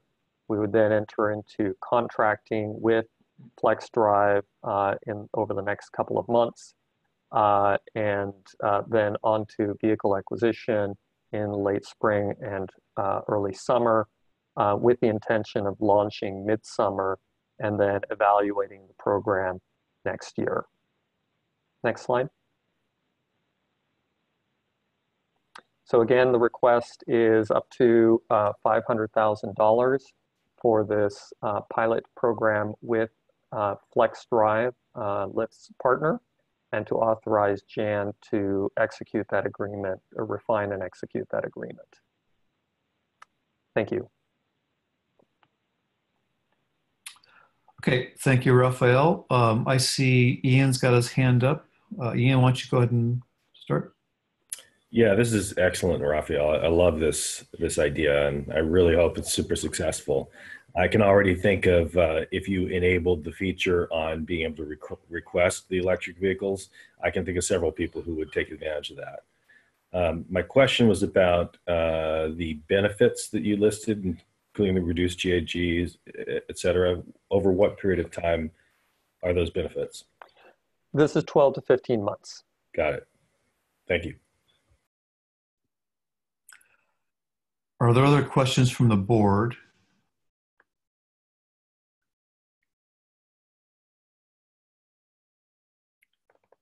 If yes, not, Rick Bonilla. Go ahead, Rick. Couple of things. I'm wondering, have we considered offering a similar proposal to, for instance, taxi cab companies who are also running lots of cars out there, usually bigger, dirtier cars? Yeah, and that's a fair question. It is something that we have given some thought to, and is something that we would like to look at. The model is very different. Most taxi companies, at least that we're aware of, own their own vehicles, and then have employees obviously who are driving those, and obviously they're particularly impacted by the competitive dynamic here with ride hailing. That would likely necessitate having some infrastructure, or possibly training them to use fast chargers. So I think there is some opportunity there. I frequent a local taxi service here in San Mateo called Luxor Cabs, and every time we take them to the airport, we always ask, how things are going and how the business is going. And unfortunately, there's been a dramatic decline in number of vehicles. There may not be that many taxi services actually resident in San Mateo County with many vehicles. So Luxor is one example. It used to have some 20 vehicles a few years back, and now they're down to 7 vehicles last time I spoke with a driver there. So there may be an opportunity. Again, it may not be very large in San Mateo County, but we can certainly explore that. Thanks. I have a follow-up question.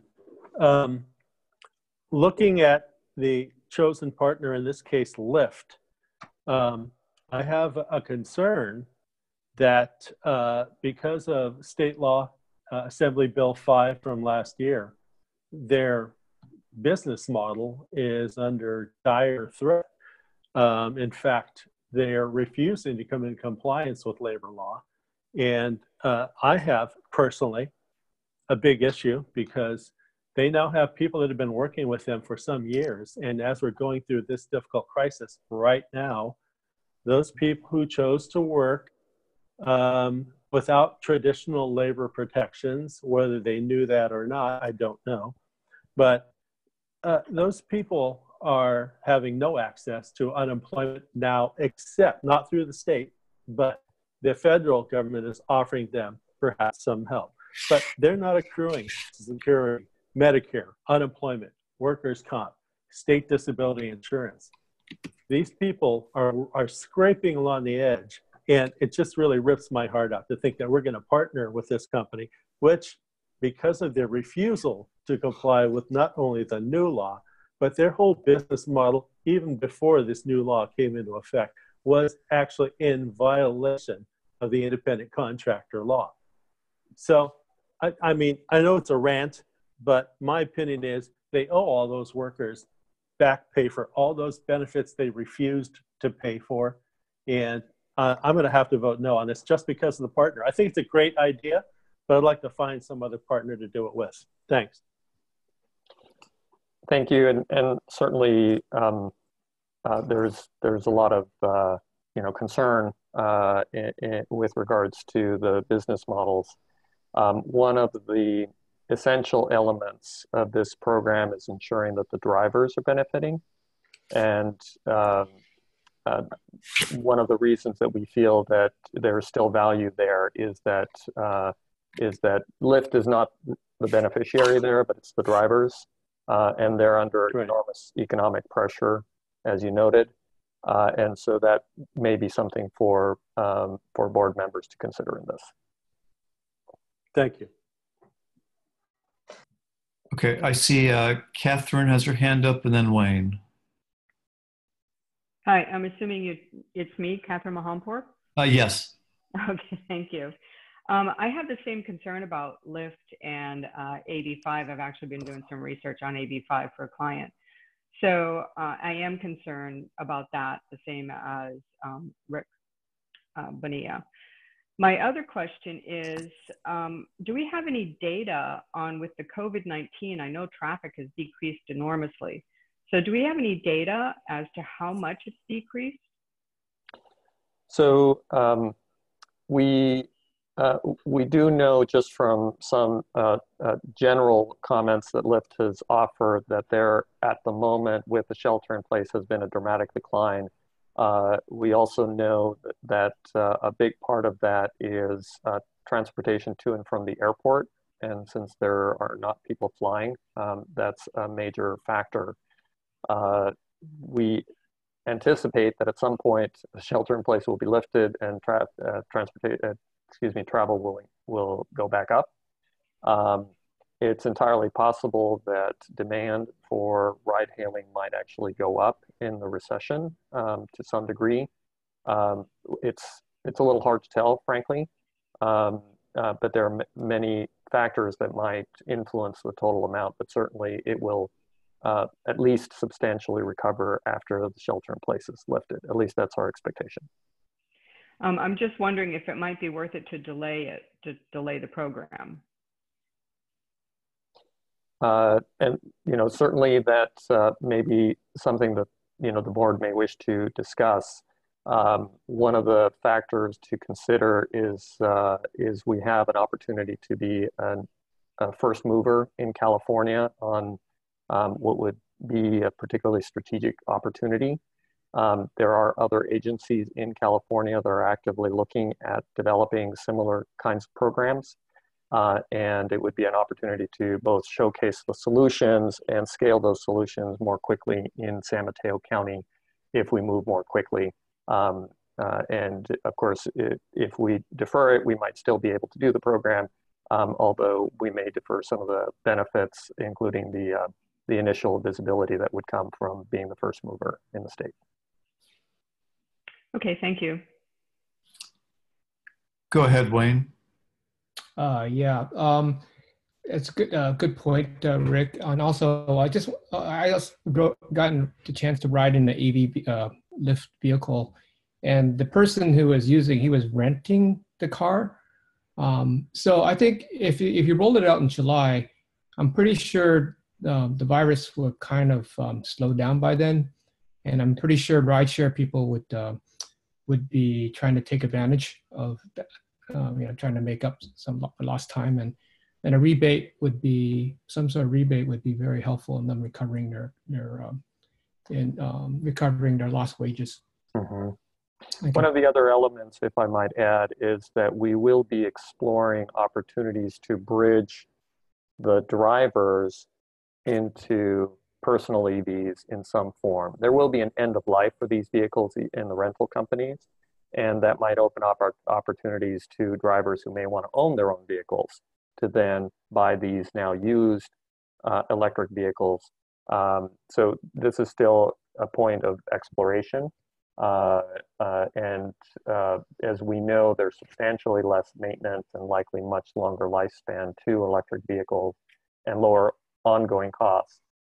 So there's another follow-on opportunity for potential ownership by the drivers, but this is still something that we would need to explore further.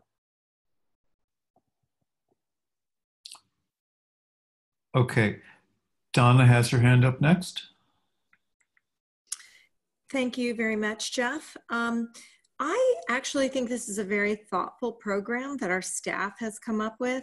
I'm not as concerned about the AB5 because this is supporting directly the drivers and the car, the individuals that are, renting the cars or acquiring the cars, as opposed to supporting Lyft, the Lyft organization. It's really not the rider's fault the driver's fault. Lyft has to work out their AB5 issues, and the drivers need jobs, and they're going to drive. And I think it's actually a really optimal time to roll it out when the demand is a little lower and we can work the bugs out of it. And then as demand ramps up through the summer, we'll be in a much better position to make sure that the efficacy of the program is solid. So I think it's a creative and innovative way to really significantly lower the greenhouse gases. I'm one of the people who would always call this service. So I would be in support of this. Okay, thank you, Donna. Laura has her hand up. Thank you, Jeff. You'd mentioned that there was a representative from Lyft here with us this evening. And I'm just wondering if they could maybe speak to this AB5 issue and what the company's stance is on ensuring a fair and livable wage for their drivers. Yeah, hey, this is John from Lyft. Can you guys hear me? Yeah, go ahead, John. Yeah, so I'm on the sustainability team. I'd be happy to direct any of the labor conversations offline with anyone that wants to. But I do agree with the previous point that whatever you all think of Lyft or Lyft's business model or however it relates to AB5, that the way that staff has created this is very, very good in our view, that the money is flowing to the driver. And what we're doing is we are providing the charging and the data. So really we're additive to the system, and the funding is flowing away from us. But so I think I would definitely agree with Donna's points that the way it's set up is very clever, so that you don't really have to worry about maybe your personal feelings about a business model. Thank you, John. Are there any more board questions about this? Including from the phone, yes.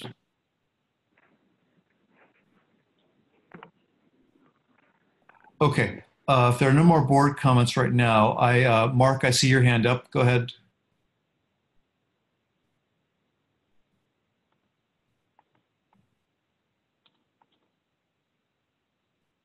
Okay, all right. There's a couple things. One is the idea that it might be good to split the funding in part to Luxor, since they're utilizing the cars 24/7, it sounds like.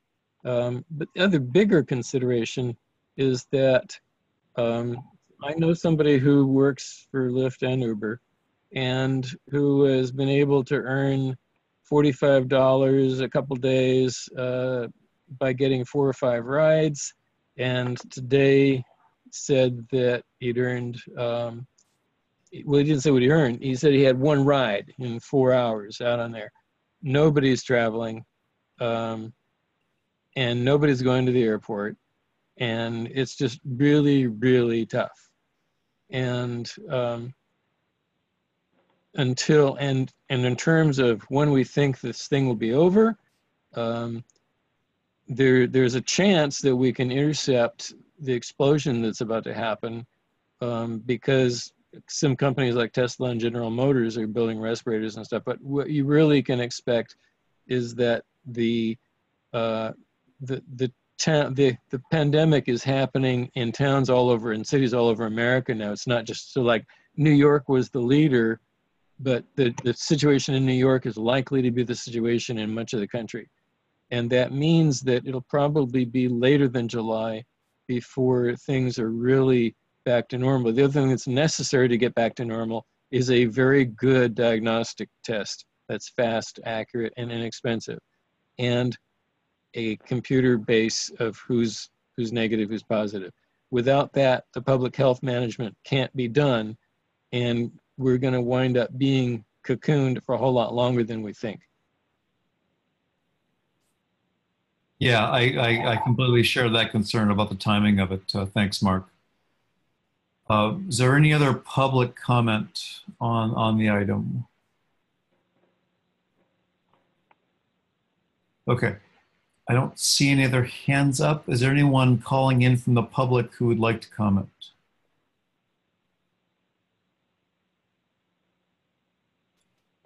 Okay, I don't hear anyone. I'd like to make a motion to approve. Is that Wayne? Yes. Is there a second? Ian Bain, second. Thank you. Is there any more discussion on this item?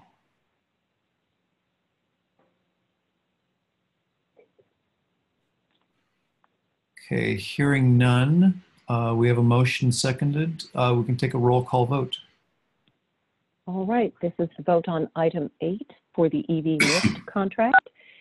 If you would please announce your name and a yes or a no after I announce the jurisdiction. County of San Mateo. County of San Mateo. Town of Atherton. This is Rick DeGolia. I'll vote yes. City of Belmont. Julia Mates, yes.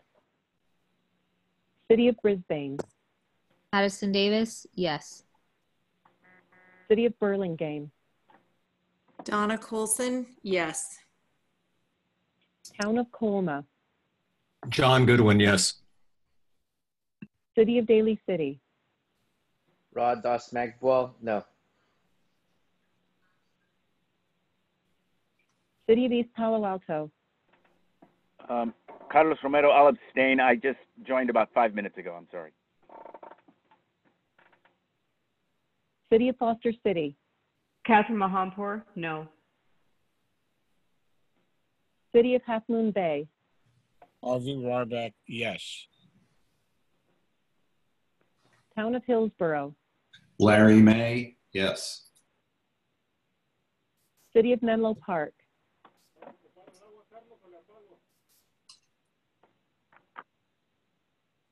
City of Menlo Park.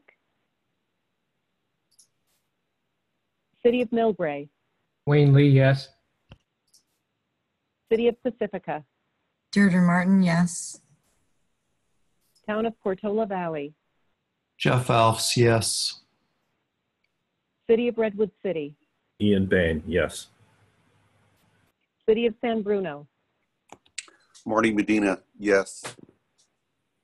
City of San Carlos. Laura Palmer Lohan, yes. City of San Mateo.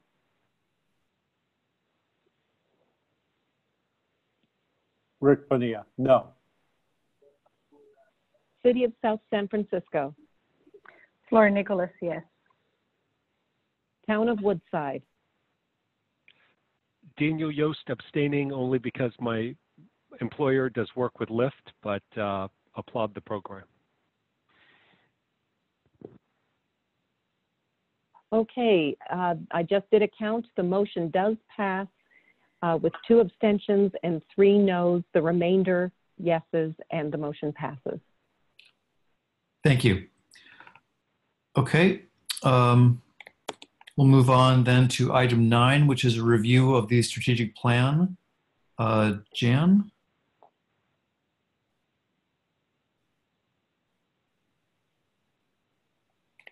Okay, thank you.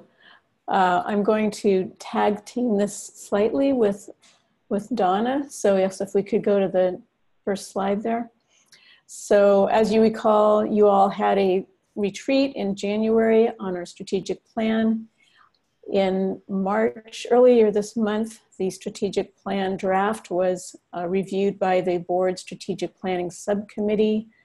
It has been sent out to you and it's in your packet. And tonight, what we would like to do is review the mission, vision, and organizational priorities and provide direction on those things. And then in April, we will bring that back to you and to approve the full strategic plan. And then in May, we will implement and develop the work plans that go along with this for staff. So if we can go to the next slide. We're asking for your direction tonight on the mission statement, the vision statement, and organizational priority 1 in terms of the definition of carbon free.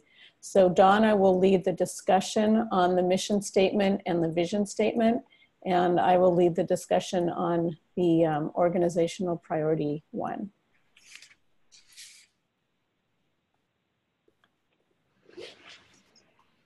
So okay, hold on here for a sec for Donna. This is Good. Donna, yeah. Because I'm not controlling the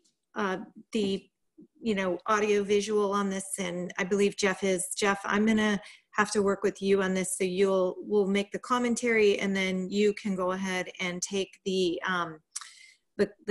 directives and questions from the audience, if that's okay, from the board. Actually, Andy's running the meeting itself, so okay. we'll figure it out. But go ahead. Okay, you guys will have to do it. You just have to know I can't see who's raising their hand or anything. So we were able to really work with staff to create this document that's sort of the baseline for the new strategic plan. We really felt that 2 of the biggest areas where we needed board input were on the mission and the vision statement. I'll go through them both, and then maybe we'll just take mission first, which then will feed into a good vision statement. And I do want to really commend the staff for a lot of meetings and time spent hashing over the work we did at the retreat to come up with these 3 options, all of which are frankly very acceptable to the strategic planning subcommittee, but we just wanted to give everyone a chance for input here. So under the first, we have the 3 options, A, B, and C. I'm not going to read them. You're all perfectly capable of reading what's on the page there. I will note, however, that option C was the one that was recommended by the staff. And I think the best way to proceed is to kind of allow everyone an opportunity to weigh in. I'm, as the sort of chair of strategic planning, I will have to say, and maybe I can just lead this off, that I did really like option C because it's pithy, it's to the point, easy to understand, and captures, I think, a lot of the elements that we were all focused on during the retreat. But with that, I'll open it up to Andy for commentary from colleagues.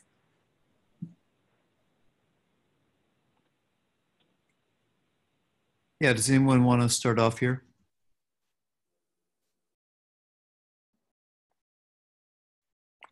Ian's got his hand up. Go ahead, Ian. I like B and C. I think they're both really good. I guess I'd probably lean slightly towards C.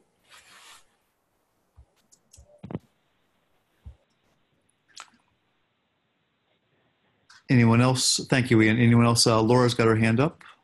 Yeah, hi. I wasn't able to make the last committee meeting, and I do align with option C. I agree. It's benefit oriented, it's clear and concise. And thank you for the opportunity to provide comment. Okay. And Daniel's got his hand up.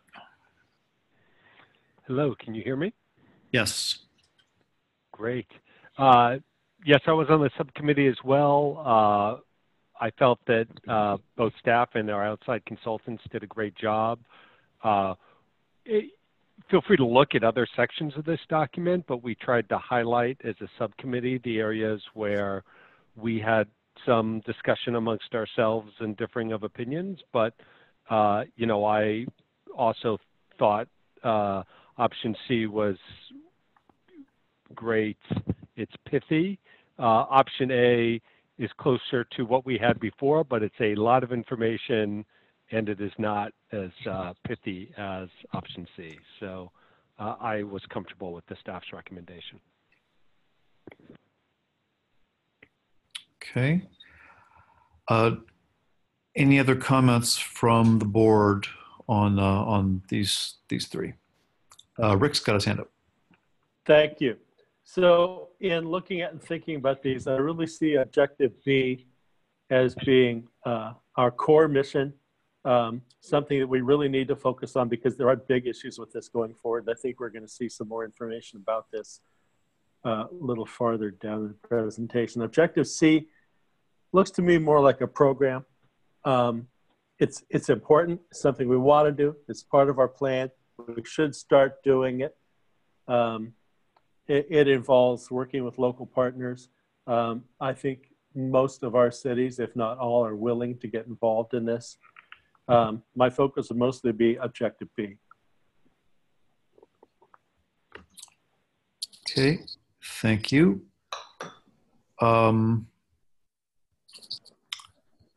Any other comments?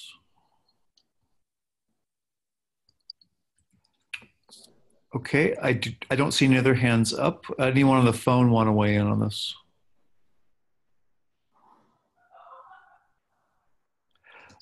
Okay. Oh, sorry, Wayne's got his hand up. Go ahead, Wayne. I just wanted to make a motion to approve. Well, no, not actually. We're just giving our input, right? This is just direction. There's no action here. I like C. Thank you. You like C. Okay.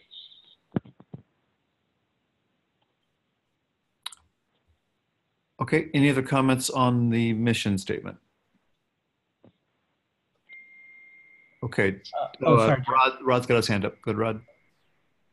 I'm good with both option C's for both mission and vision. I think the option C for mission is very action oriented, it's succinct, and gets to the point. And then also option C for vision, echoing everybody else. It's also straight to the point and it's easy to digest.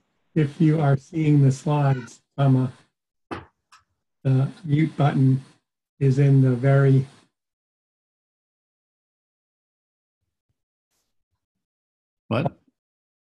of the left-hand corner area.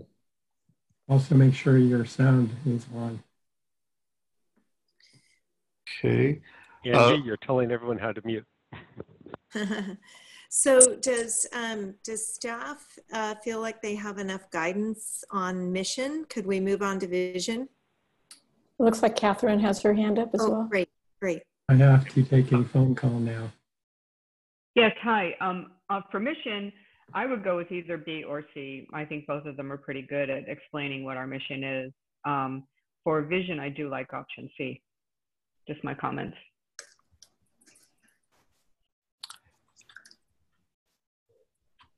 Yeah, and I'll say for mission, I agree. B and C are both good.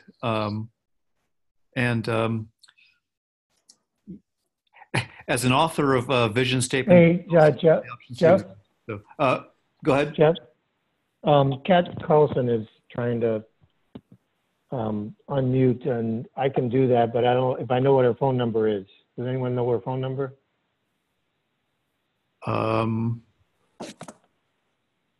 Yes, I do.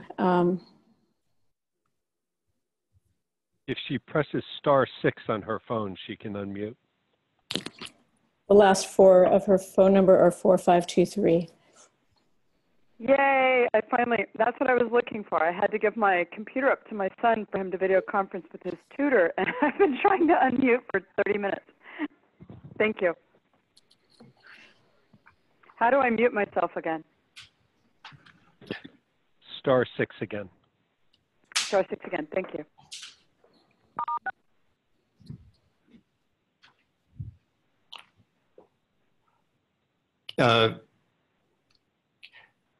Kat, did you have a comment? No, I was trying to vote on Lyft. I was trying to vote on Got Lyft. it. Okay. Okay. But no, I'm good with this. Thank you. Okay. So Catherine Mahampur has her hand up. Catherine, go ahead. Actually, I just said I already had my say. Mission statement, I go for either B or C, and vision statement, I like C. Sorry, I saw your hand up again. No, thank you. Yeah, Marty has his hand up. Go ahead, Marty. C's fine. Okay. Thank you. And Rick. On the vision, I like option B. Option B for vision. Okay. And Floor. Hi, for mission and vision, I like both option C. Okay. For both. Great. Yeah. Great. Thank you. Okay. Anybody else on the board want to weigh in on this one? Can you guys hear me? This is Madison Davis. Oh, yeah. Hi, Madison. Yes. Hey, yeah, I'm a fan of option C. Okay. Are you talking about mission specifically or both? Mission. Okay. All right. Okay. Okay. I can't seem to see where it says vision on my screen. I can't see what option C looks like. Oh, there you go. Is it? Okay.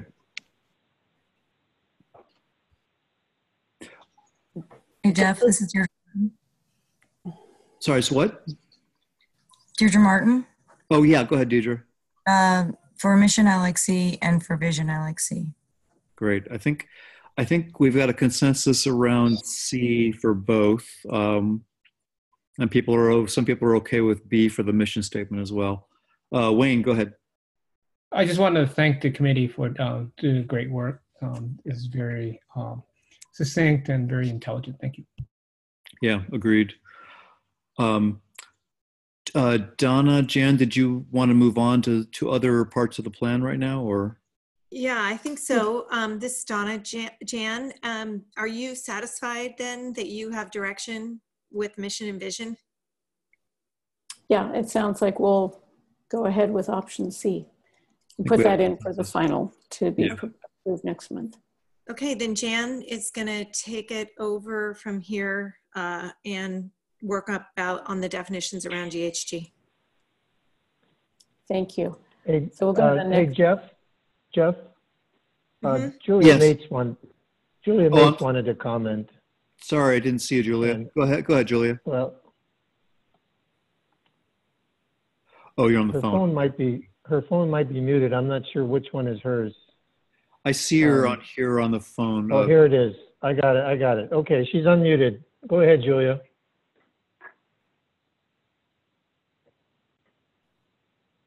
Julia? Yeah, can you hear me? Yes. Sorry, it was from a past comment. It's fine now. Sorry, it's moved on. Thank you, though. Okay, no, thank you. Okay, I think we're ready to move on to the GHG definitions then. Okay, so Andy, if we can go to the next slide. So we have two key organizational priorities. Priority one is to design a power portfolio that is sourced by 100% carbon-free energy by 2025 that aligns supply and consumer demand on a 24/7 basis. And that one, we wanted to get clarification from the board on carbon-free energy. And so the staff has put together a presentation to give a little more color to what all we're talking about here and what we recommend that definition of carbon-free energy in 2025 be. So if we go to the next slide. So we're going to give you some background, and Siobhan is also on the line, I believe, if we need some additional input. So our current goal is to be 100% GHG free by 2021 and to be sourced by 100% California RPS eligible renewable by 2025 on a time coincident basis, provided it is economically viable. So at the retreat, the board suggested changing California RPS eligible renewable energy to carbon free. So there is no actual definition of carbon free, and we're going to go through a number of slides as to why that is and why we actually recommend that we define carbon free as California RPS eligible. So the next slide. And there was also a additional supplement to the board packet that went out today or yesterday, I believe, that is kind of our 9-page treatise on this. But first of all, we'll just look at our average hourly load by the quarter of the year. And the first quarter is blue, second is red, at least the way I see the colors, third quarter is gray, and fourth quarter is yellow.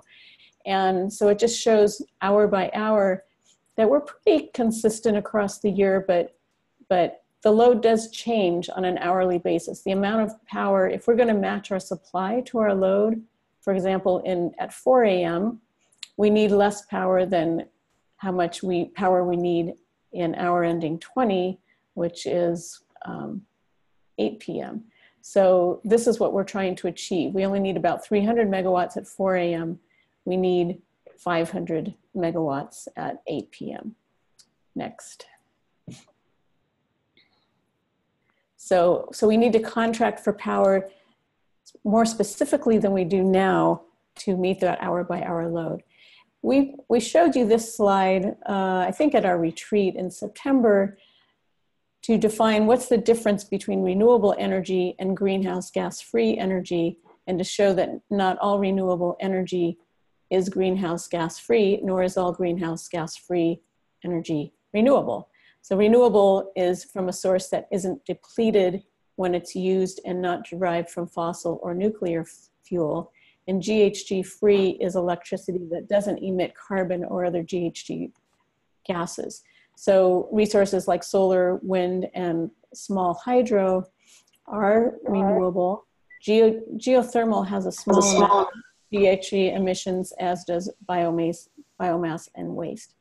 So if we go on to the next one, and we look at these generation sources in another way, so we know which ones are renewable and which ones are GHG free as provided by that definition on our previous slide.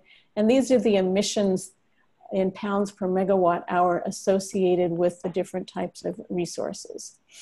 And then we're looking at, can we procure these resources in 2025 and beyond, which is where we have our goal?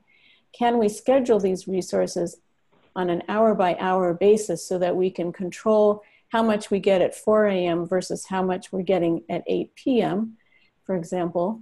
And is there the ability to build new resources with this type of technology? As that is also one of our goals in our integrated resource plan. We want to be responsible for putting more steel in the ground for increasing the amount of renewable energy that is in the state. If we go to the next.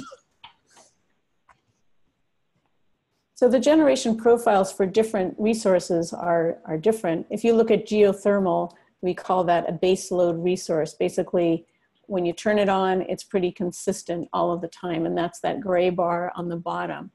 Can't see this too well. The next one on top of that, which I can't read, I think it says biomass and biogas. Again, those are more kind of like base load resources. They generate all of the time. Small hydro and large hydro as well are also more base load, and that's you know, if it has rained and there's water behind the dam for a large hydro resource, then the water can be run through the generator to have a pretty consistent amount of power coming out. When you look at wind, that's more intermittent, as is the solar PV and solar thermal. So wind typically is higher, produces more electricity in the mornings and the late afternoons. Solar, as you know, produces when the sun is out.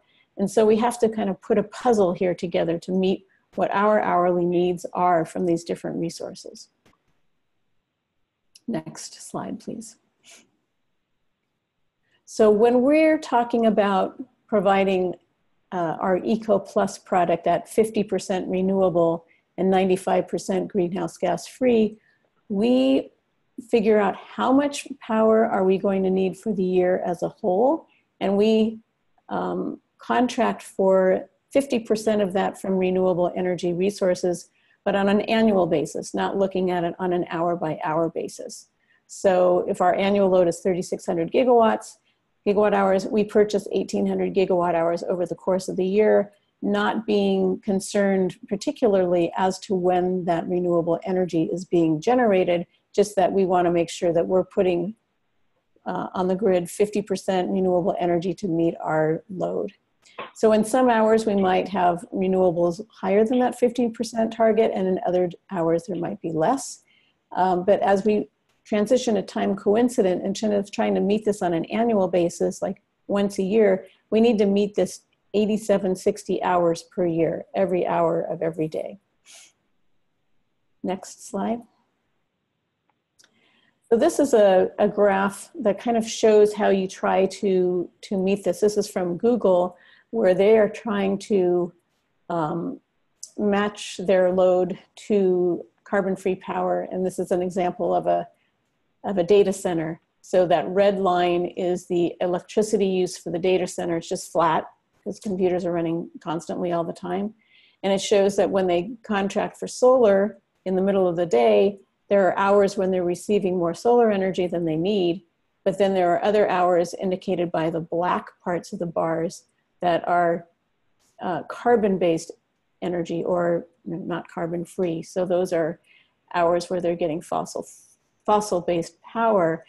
Over the course of the day, it may be totally, when you add it up over the course of the day, they're meeting their load with renewable energy, but on an hour-by-hour basis, they are not matching it. And that's the trick that we're trying to do here. Next. So this is our load shape and the resources that we currently have contracted for in 2025. So this shows 4 different seasons of the year. The first part is winter in January, March representing spring, July representing summer, October representing fall. And we've contracted already for power from the Wright Solar Project and the Mustang Solar Project. And we need to fill in all of these other hours with resources that will meet our load on an hourly basis. Next. So we need data and control over when that energy is delivered for each of the projects, and to be able to put these different generation shapes and variabilities into our mix, and then add energy storage in there to meet, you know, to shift some of that power to different hours of the day as needed. So if we actually just go back a slide and we look at the solar, you know, no, the other way, yeah. So say like if in hour ending 10, we're getting more solar than we need, we could store that solar power in a battery and then release it into the grid in hour ending 18 to meet our peak, so that we're have the ability to adjust when the power is actually going into the grid to meet our load. So next slide. So different contract structures provide different amounts of data and control. And so that's kind of where we are. So if we go to the last slide here, our recommendation is to have carbon-free at this time represent California RPS eligible renewable energy, because these are the only types of resources right now that we can contract for and know how much those resources are generating on an hourly basis.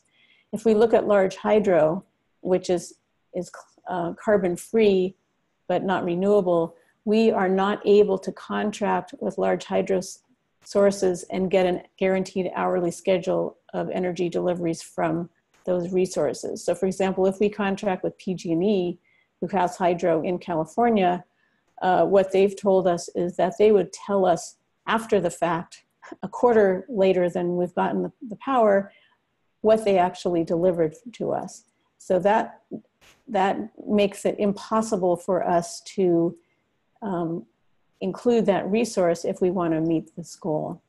Additionally, what we're trying to do is very innovative. No one else has done this before, and we really want to move the needle in terms of innovation, because if we can show that we can do this, it will greatly help move California and the country to being completely sustainable. There also are demand side tools that we can use. So we're talking about the supply side here, but we can also do some things on the demand side, setting our rates such that we encourage people to use energy when rates are lower. So maybe we would offer lower rates during the daytime and higher rates in the evening. And actually that is going to happen when we transition into this time of use energy rates. And we can also use, possibly use batteries in electric vehicles as another source, or encourage people to charge their batteries in their cars at certain times. So there's a lot of things that are going to be developing in the next 5 years as we work towards this goal that are on the demand side. And we also would suggest that we revisit this goal with the board depending on the economic viability of this approach, because the current goal is to do this provided it is financially feasible to do it. So our recommendation is that we define carbon-free at this time to be California RPS eligible renewable energy. And if we go to the next slide, that we would show that in the strategic plan at this point as carbon-free is resources that can be scheduled by PCE on an hourly basis. So happy to answer any questions that board members have about this. And Siobhan, if there's anything that, if you're still on, if there's anything I've left out, please feel free to jump in as well. I'm not sure she's still on. I am on. You are. Oh, I see you there. But I'm happy to answer questions if there are any. Okay. Thank you, Jan. Are there any board members with questions for Jan or Siobhan?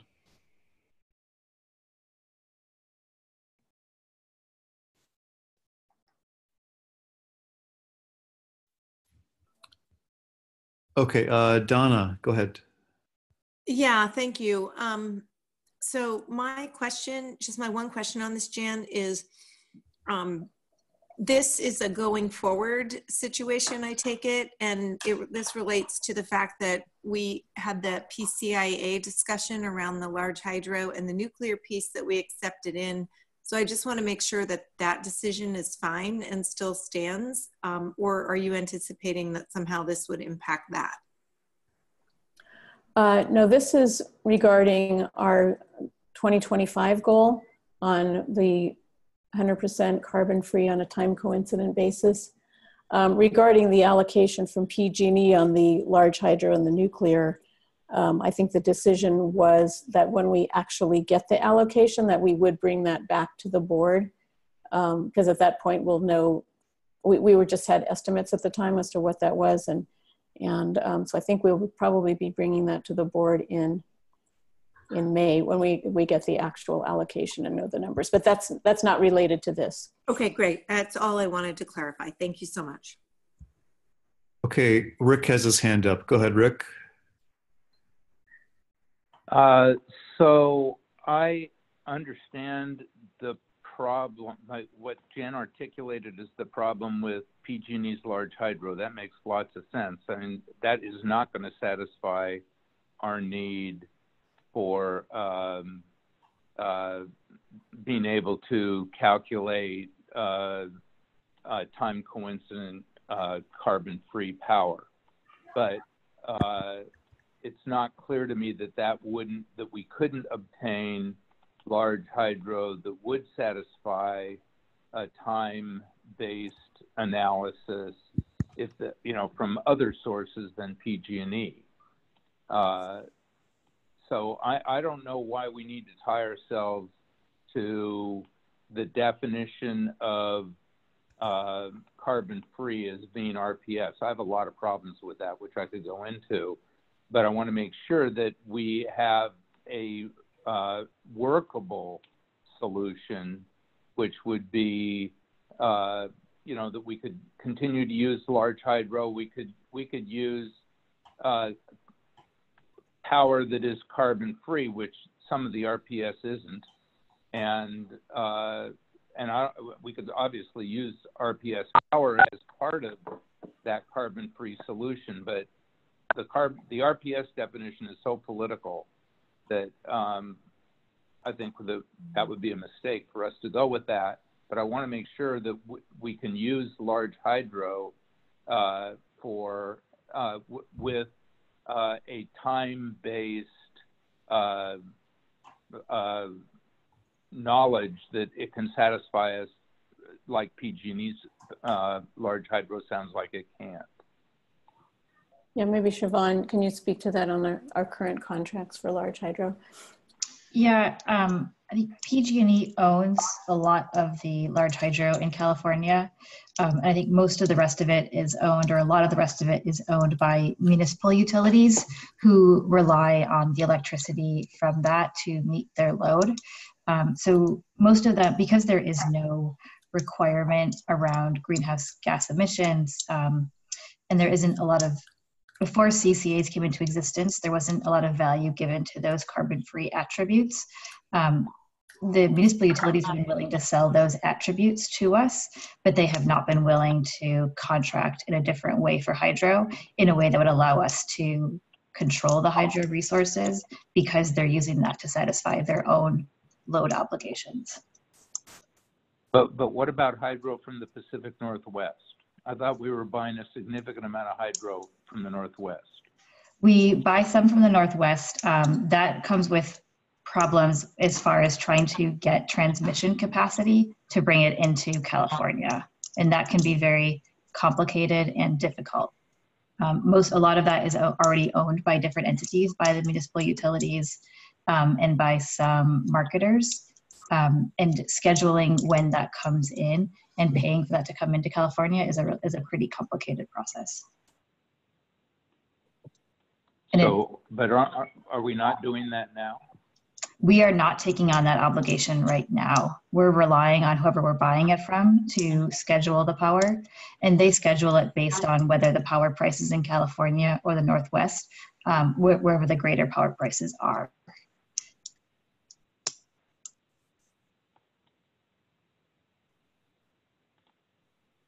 And a lot of the Northwest hydro is in big systems like Bonneville Power. Right. And so we couldn't control just a part of their system. We would right now we just procure that on an annual basis. We wouldn't be able to just procure from one of their power plants.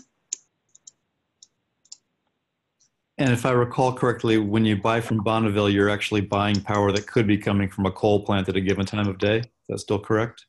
The Bonneville system, they sell what's called asset controlling supplier. So they're assigned a very, very low emissions factor, but they are not able to separate their system out into individual plants. Okay. Okay. Daniel's got his hand up. Go ahead, Daniel. Hi there. Can you hear me? Yes. Sounds great. Thank you for the presentation. Thank you also for the 9-page memo. I'm one of those on the board subcommittee that thought this should come to the board. It's a big decision here. And I really benefited from the memo and the discussion. And, my instinct here is to take the staff recommendation. Obviously happy to continue the discussion. One thing I'm pleased to see, you know, I mean, it looks like if at some point we were able to schedule small hydro, or, you know, I read about, you know, innovations about creating energy through, you know, installing, you know, something in pipes that water is flowing through, which you would instinctively think you could schedule. But in any event, you know, if that counts as small hydro, that would meet our definition anyways. And then in terms of, you know, to the extent we're giving up, you know, power, large hydro from the Pacific Northwest, you know, someone else can be using that power, and we're, you know, being, you know, cutting edge, and you know, we relied on it for a little while to make our goals, but now it looks like we feel that it's possible to get 24/7 clean energy using the California RPS definition, and still do this, you know, on an hourly basis. So I'm happy to have the discussion continue, but based on the staff report and presentation, I'm comfortable with the staff recommendation. Thank you. Okay, thanks, Daniel. John has his hand up. Go ahead, John. Yeah, can you hear me? Yes. Okay. So I'm concerned about the flexibility of this policy. So say, for example, and it seems kind of unlikely now, but it could happen in the future, that PG&E has to sell not just their large hydro, but their large hydro plants to someone else that is more willing to enter into contracts with us. And so if that were the case, would we be able to modify our policy? That is my only concern. Yeah, I think that's our recommendation. If we go back one slide, the last bullet, I think we said that, can we go back one slide? To revisit the goal, depending on the economic viability. I mean, we can also revisit it based on changes in the market. So, you know, right now, when we look forward and who owns the hydro, and we also, I mean, I doubt PG&E is going to sell their hydro resources to someone else. But I mean, if they did, and there was a way for us to be able to schedule it to meet our needs, then we would certainly be able to take another look at this. Good, then I support this. Okay, thanks, John. Any other board members have a comment right now?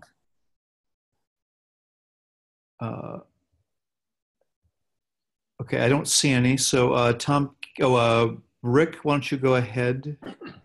Thank you very much. I want to thank the committee for this really in-depth work, and I've read this staff recommendation 3 times today, and it really makes all the sense in the world to me after looking at and studying all the slides and thinking about everything that we've learned and come to know during our few years here as PCE. So I strongly support this policy recommendation. Thank you, Rick. Any other board members? Okay. Anyone on the phone from the board who wants to comment? Okay. Who's that? Jeff, this is Julia. I don't know how to raise my hand on this. I apologize, and I guess it's because I'm using my phone.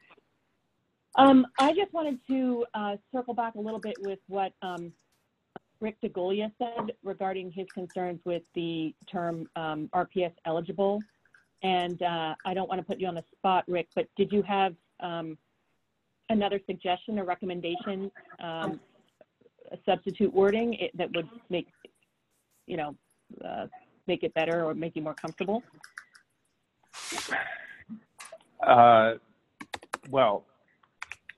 I think that we can, I mean, if what we're talking about is carbon-free power, then obviously the staff needs to do an analysis of how we would define that. And and I'm surprised that the Pacific Northwest Power doesn't satisfy that, but that's perfectly understandable to me. And I thought what was said was clear.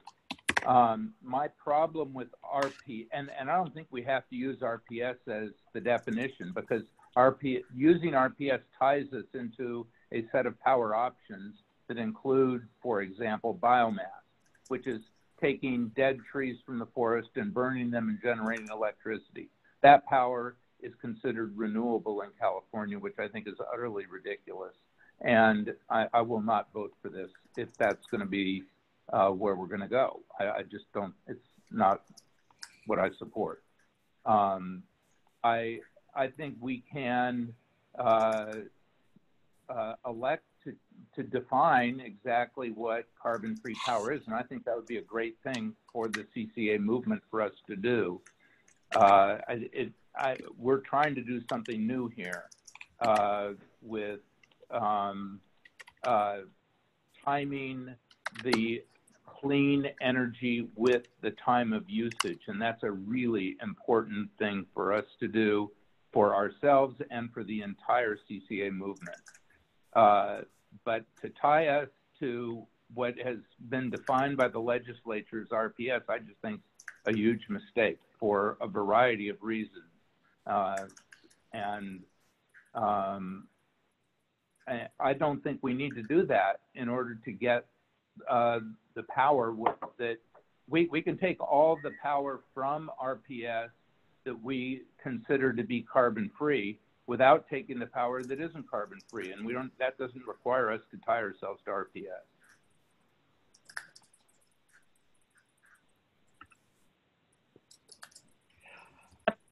Can folks still hear me? Yes. Hello. I'm wondering, is it possible for us to, somehow vote, but make a recommendation that,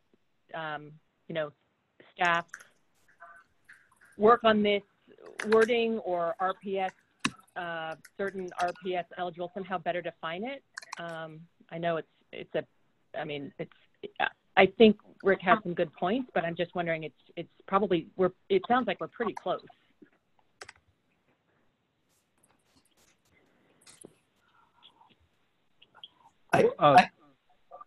Go ahead, Rick. Actually, this is Daniel. Go ahead, Daniel. Maybe staff can reply to Rick's comment. I mean, I don't know if we plan to buy biomass or not, for example. We have typically not. What I was going to say is, you know what? It's sort of this. I mean, it's helpful to have this defined either GHG free or RPS eligible. Personally, what I like about RPS eligible is that it does encourage the development of certain new resources, particularly wind and solar, and some small hydro. We're going to be revisiting this whole question going forward. I don't think anybody wants to buy biomass anytime in the near future, for various reasons. I kind of like the idea of just being able to point to RPS eligible and say that we're complying with it, and even being able to say, if it's not an easy marketing sell, but even being able to say we're RPS eligible, but we're not buying biomass, so we're actually slightly better than RPS.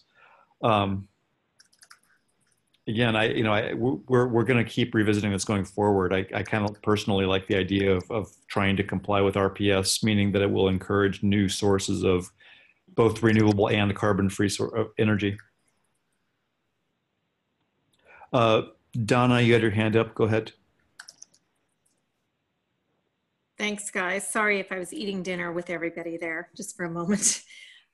Hey, I just, my question really is around, again, flexibility of the policy, and also encompassing the conversation around nuclear, which I know there's probably going to be changes in technology along the lines in the future that may or may not make that more tenable for an organization like ours.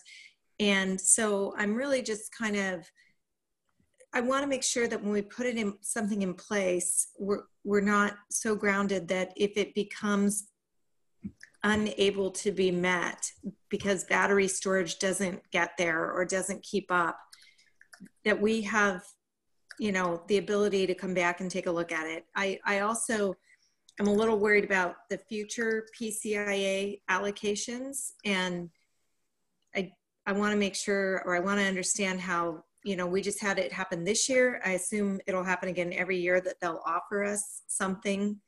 If that, maybe I'm wrong on that, Jan, I'd love to hear about that. And if so, then would we'd have to turn down those energy sources and resupplement those with other sources, and we would essentially, you know, be double purchasing in the future again. Those are kind of my questions.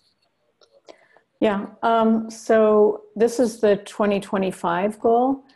And as far as receiving allocations from PG&E for their large hydro or their nuclear, the nuclear plant is going to be shut down starting in 2024. So, and California does not allow any more nuclear. So that isn't even going to be an option in 2025 and beyond. As far as this large hydro goes, you know, right now we are not able to contract for that the way we would like, as we kind of explained before. So, Jan, and there will not be any new dams built. There will not be any new large dams built. You know, there are people who want to take down the dams that currently exist. So if we're looking to try to, you know, provide more GHG free or carbon free, it's going to be solar, it's going to be wind. You know, I understand, I want to respond to Rick too regarding the biomass.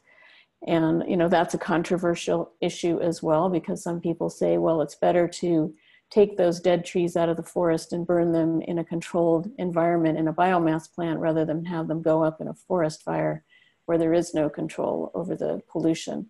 So, I mean, that's a, you know, a lot of these things, they're not cut and dry issues.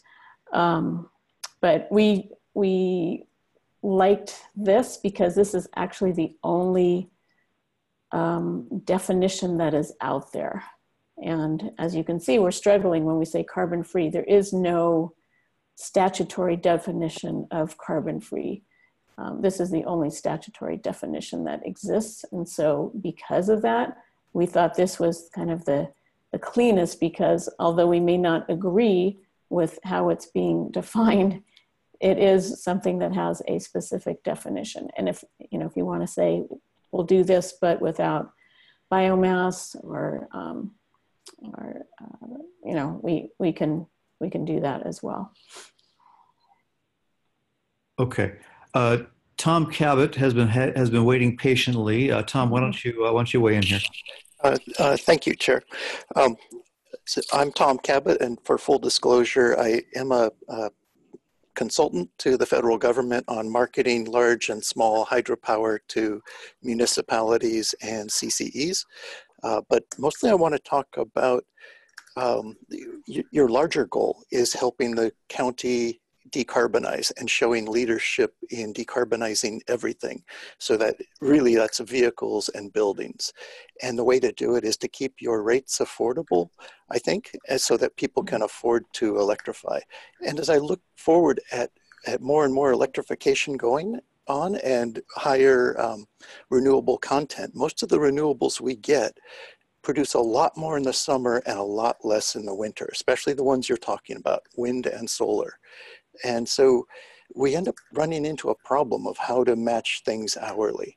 And so, you know, I think we probably ought to focus on the big picture, which is making annual annual carbon balancing or annual energy balancing and low cost, and really pushing for decarbonization, the rapid progress of getting rid of fossil fuel combustion in buildings and cars, and using the cost advantage to help do that, and not deploying your net revenue into trying to get too far ahead of where the utility industry in California will have to go.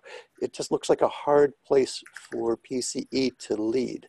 Whereas an easy place for PCE to lead is in your work with REACH codes and your work with innovative ways to get electrification into ride shares and things like that. And so I want to support directing most energy into decarbonizing in the big picture as opposed to making a very pretty portfolio.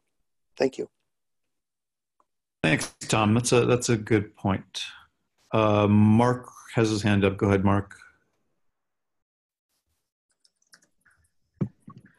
Okay. The first thing is that on the battery side, we've had some breakthroughs. We're looking at being able to sell certainly, well, 600 million kilowatt hours per year for the first factory. And it worked second year 900 million, the third year 1200 million as we get better at it. The cost of that, we should be able to work something out with a public agency like PCE to sell well under $100 a kilowatt hour without disturbing the commercial market. On solar, we're looking at 48 to 50% efficiency instead of the normal 24% efficiency. So what that means, and we're looking at being able, again, to do low cost. What that means is that we can get, for the same space, we can get twice the energy. And for the same size battery, we can get 10 times the amount of battery, the amount of storage. And the idea of putting up canopies for enough canopy for both buildings and all the vehicles around them is something to look at. And for transmission capacity, that's something we can use batteries to store at each end of a transmission line so you're feeding a constant amount whenever you can and taking out a constant amount. And demand response, right. The other piece of this is demand response. When we make every vehicle electric and there's enough electricity being generated in the county to cover all the vehicles and all the buildings or some part of that, then you have this great big bank and you can contract for the service levels, have guaranteed service levels. People could contract for discounts or things, or basically you could set it up so you can always guarantee that within the context of those contracts, you are able to have your guaranteed level. And I can explain that in more detail when I'm not trying to beat the clock. Okay, thanks, Mark. Okay, is there any other board comments on this? I don't know if we're giving you clear guidance, Jan.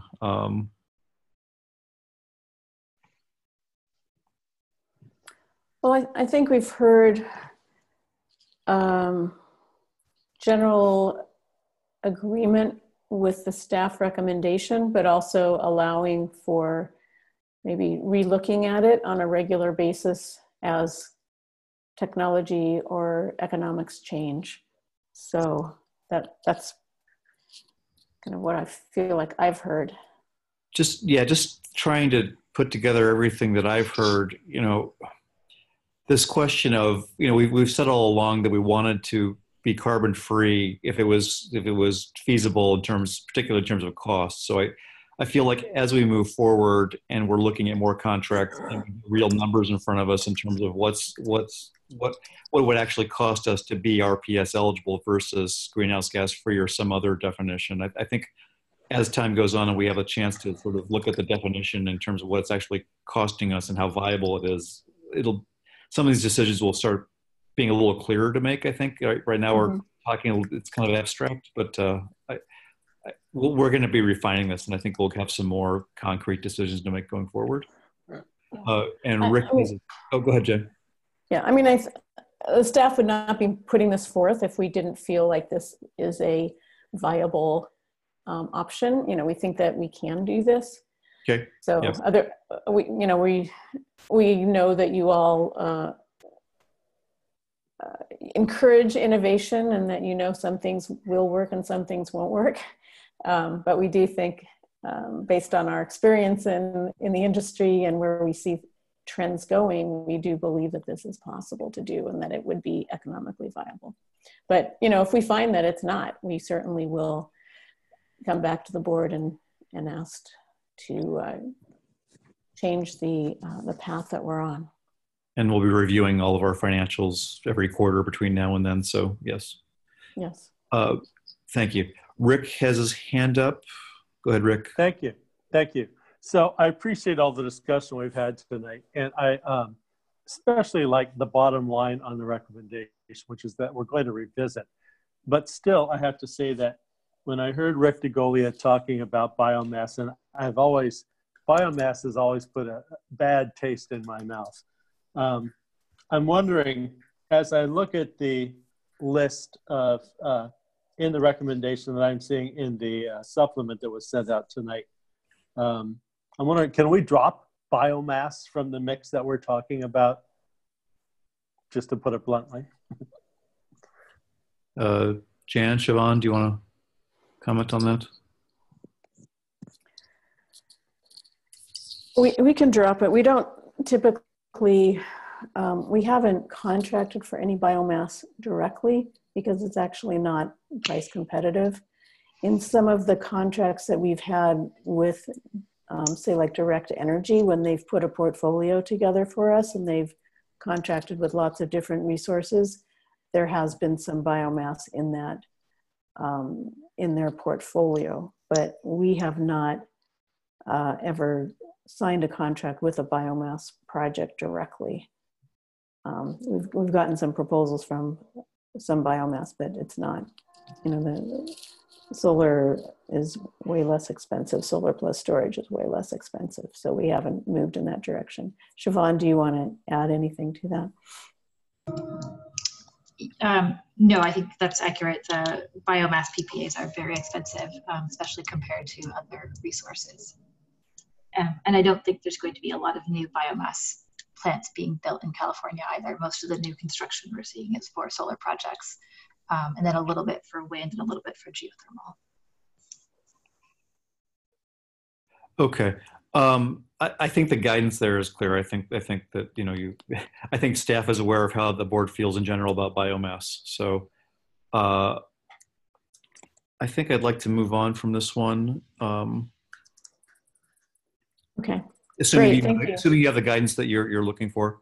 Yes, very much so. Thank you. We really appreciate all of the conversation, and I know it's difficult when we're doing this remotely, and it's been very good. Thank you. Okay, thank you. And Jan, did you? My understanding was you wanted to table this item 10 until future meeting. Yes, we had originally put this on because we the date that we had to get the IRP to the Public Utilities Commission was July 1st. Today, the PUC passed a decision pushing that date back to September 1st. So we suggest that we move this to another meeting. And it's also 9:26 p.m. So it's getting late. Yeah. Yes. Okay. Then item 10 is tabled. That brings us to item last, which is staff reports. Any board members care to share anything with us while we're all together?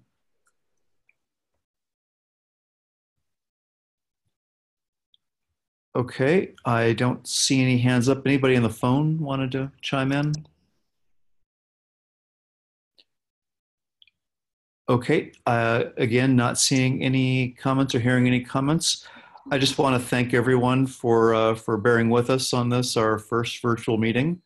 Let me know if you've got comments or ideas on how to make these work even better going forward. And just stay safe and keep reminding your constituents to stay home and do their part. Thank you all, and I'll be talking to you all soon. Good night. Take care. Good night. Thank you. Thanks. Thank you all. Good night. Thank you. Good night, everyone. Goodbye.